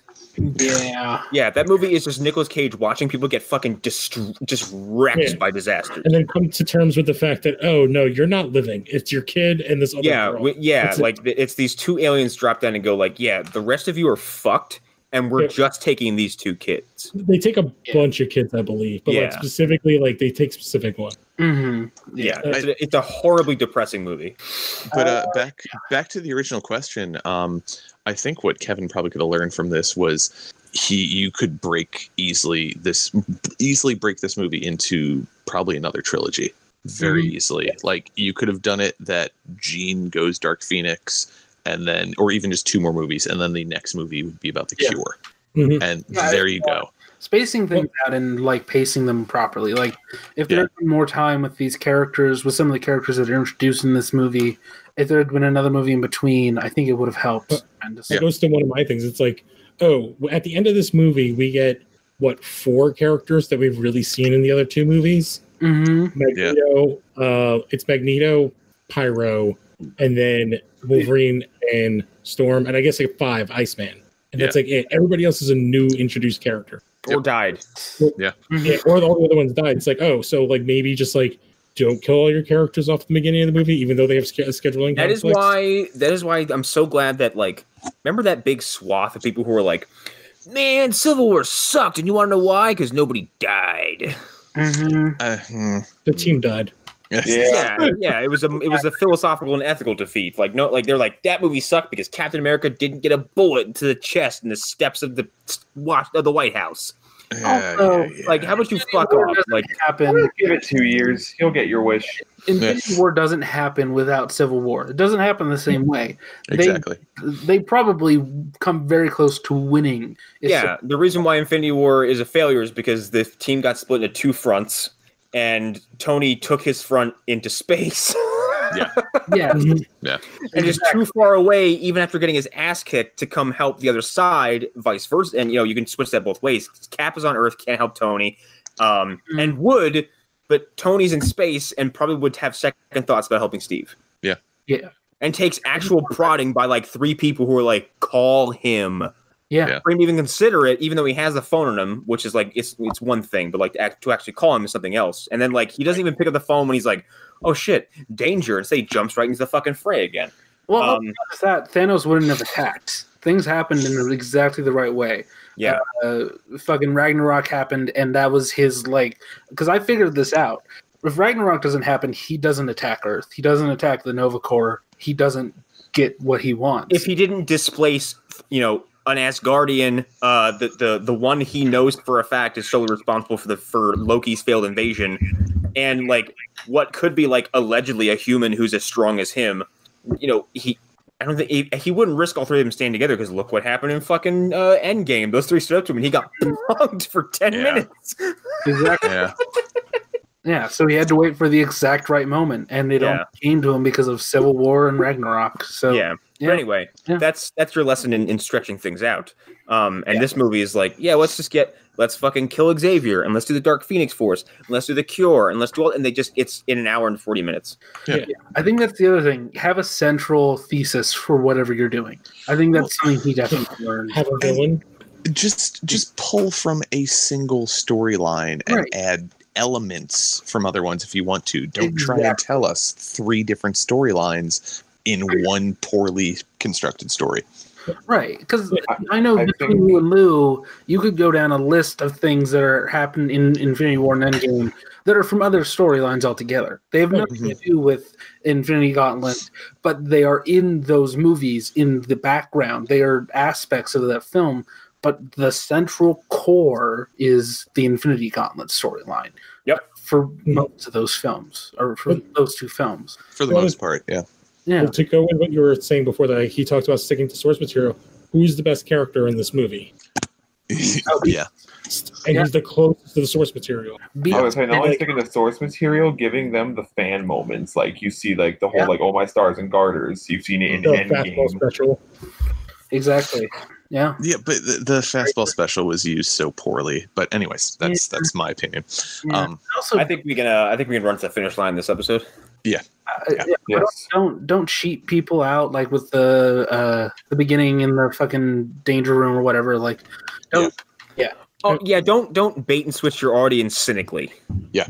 And set up other movies with post-credit scenes. Is this the first one in like any of these movies? I feel like there must have been one before, but it might be the first one. Did Spider-Man do one? Because I don't think the other X-Men. No, movies did. none of them did it.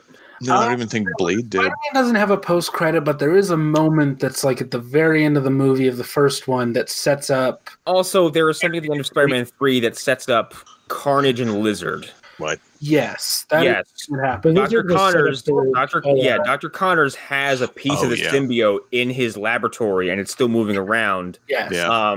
And the rumored villain for Spider-Man 4 was Lizard, which I think again would have led to either Return of Venom or Carnage. They were setting up Lizard and then Mysterio throughout all of the stuff. Yeah. Yeah, they were. Yeah, and is it Harry who finds his father's lair? That it's not a post credit, but it feels very post credit-y the way that. That's in 2. That leads to New Goblin in 3.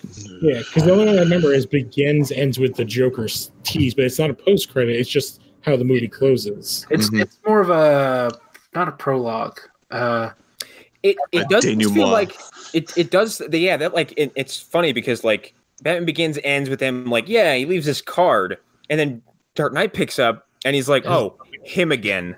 Yeah. They like that setup was beautiful and the follow up was even better. But no, I don't think any of them had a post credit sequence that was deliberately planning something. I mean, unless you want to say Masters of the Universe had a No, we don't want to say anything. No, we're done.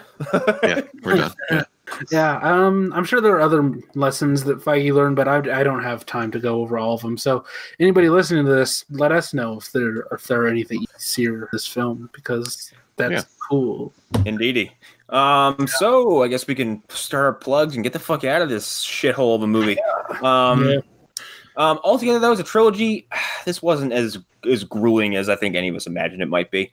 No. First one's okay, second one's good, third one's bad, but third one's not as bad as I remember. I feel like maybe now my mind has changed. I think the Spider-Man 3 is worse than X-Men 3. 110%. Yes. It's a much worse movie. Definitely. Honestly, I have to think about that one.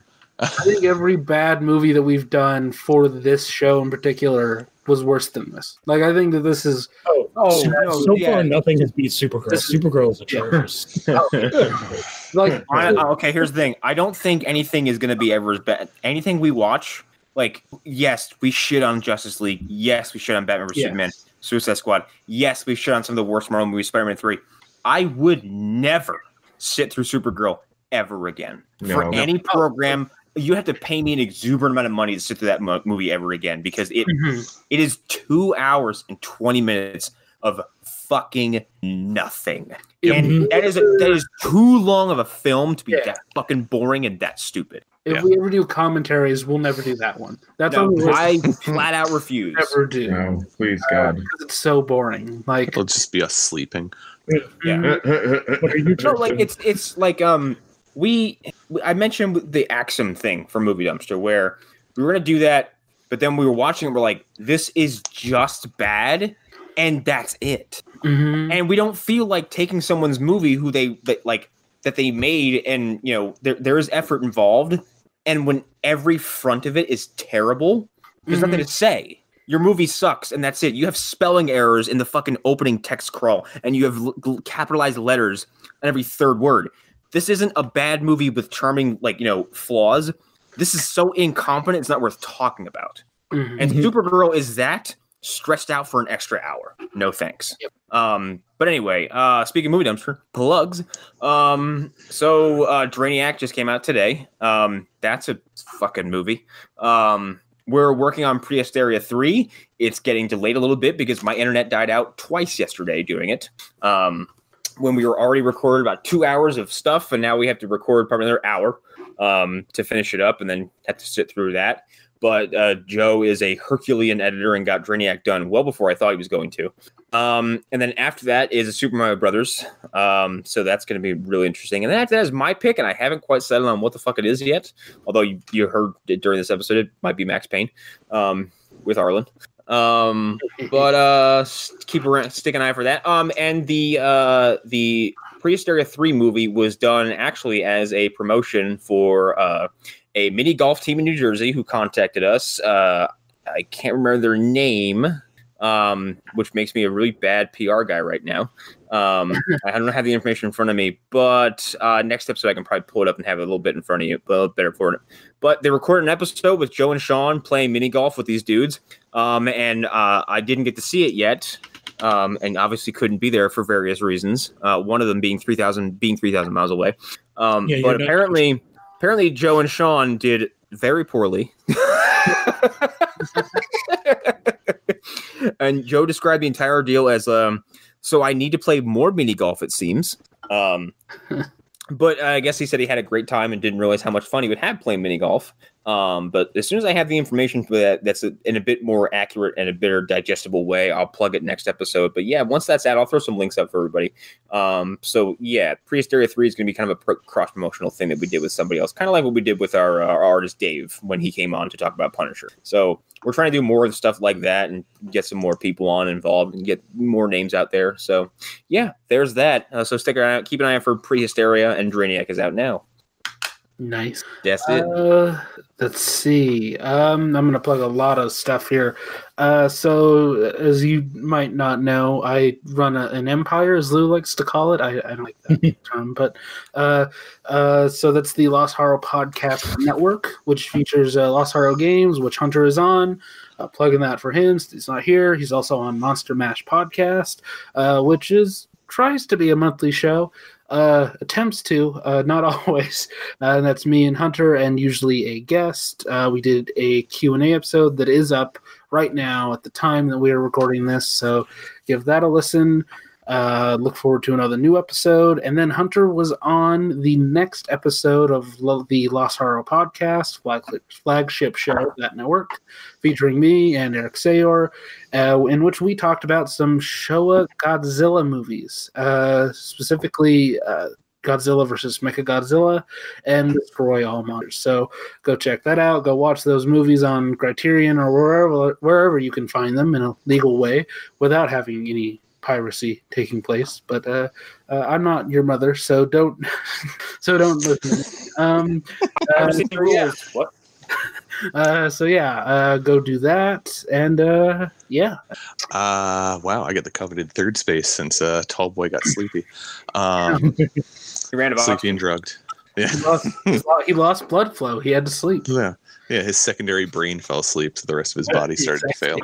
I'm Erik Fedorchak. You can find me on Erik_Fedor on Instagram. There's pictures of dogs and cats and food and comics. I'm also floating around the Phantom Zone, posting random comic images that I find. A lot of them seem to be very Grant Morrison related recently. And I guess that's about it. Just look out for Sonic, looking for that foreskin, and also probably try and flirt. Gotta brisk fast. I saw that. Was not. I'm Jon Scott. You can find me on Twitter, JamScott193. I'm also around the Phantom Zone, posting what I seem to be noticing is a lot of Arrowverse stuff. So. Don't know. Yeah, I've just been posting a lot of Arrowverse stuff. Maybe it's because I'm getting ready for Crisis time when that comes around. We're all ready for Crisis. We all just want it now. We need it so bad. And we're not even sure when we're getting it because the wording from CW is fucking bizarre about how it's going to air. So yeah, it's like what 2 and 20. They're like 5 nights over 2 quarters. They're like, what the fuck does that mean? No, they explained it. They explained it. It was 2 nights over 2019 or 3 nights over 2019, and 2 over 2020 when they come back from the break. Oh, that's gonna be agonizing. what the? It's gonna be a 2-parter. Well, Okay. Oh, 5-parter, I thought. Yeah. 5-parter spread over literally right before the break, and then the final 2 parts after the break. oof. I'm kind of okay with that. I like cliffhangers. That's Yeah. I guarantee you the cliffhanger will probably be Arrow's series finale. Yeah, I would imagine so. That makes sense. Okay, I'm into it. Yeah. All right. So Lou A. Gonzalez, and all the social medias. Tuesday, Smallville Chronicles. We're in season 4. Thursdays, and now comics. John and Connor have been on. We talk about comic books and stuff.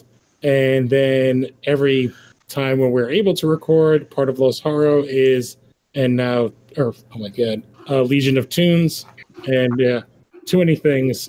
Don't forget to rate, review, subscribe, tell a friend, do all those things. 5 stars or go fuck yourself.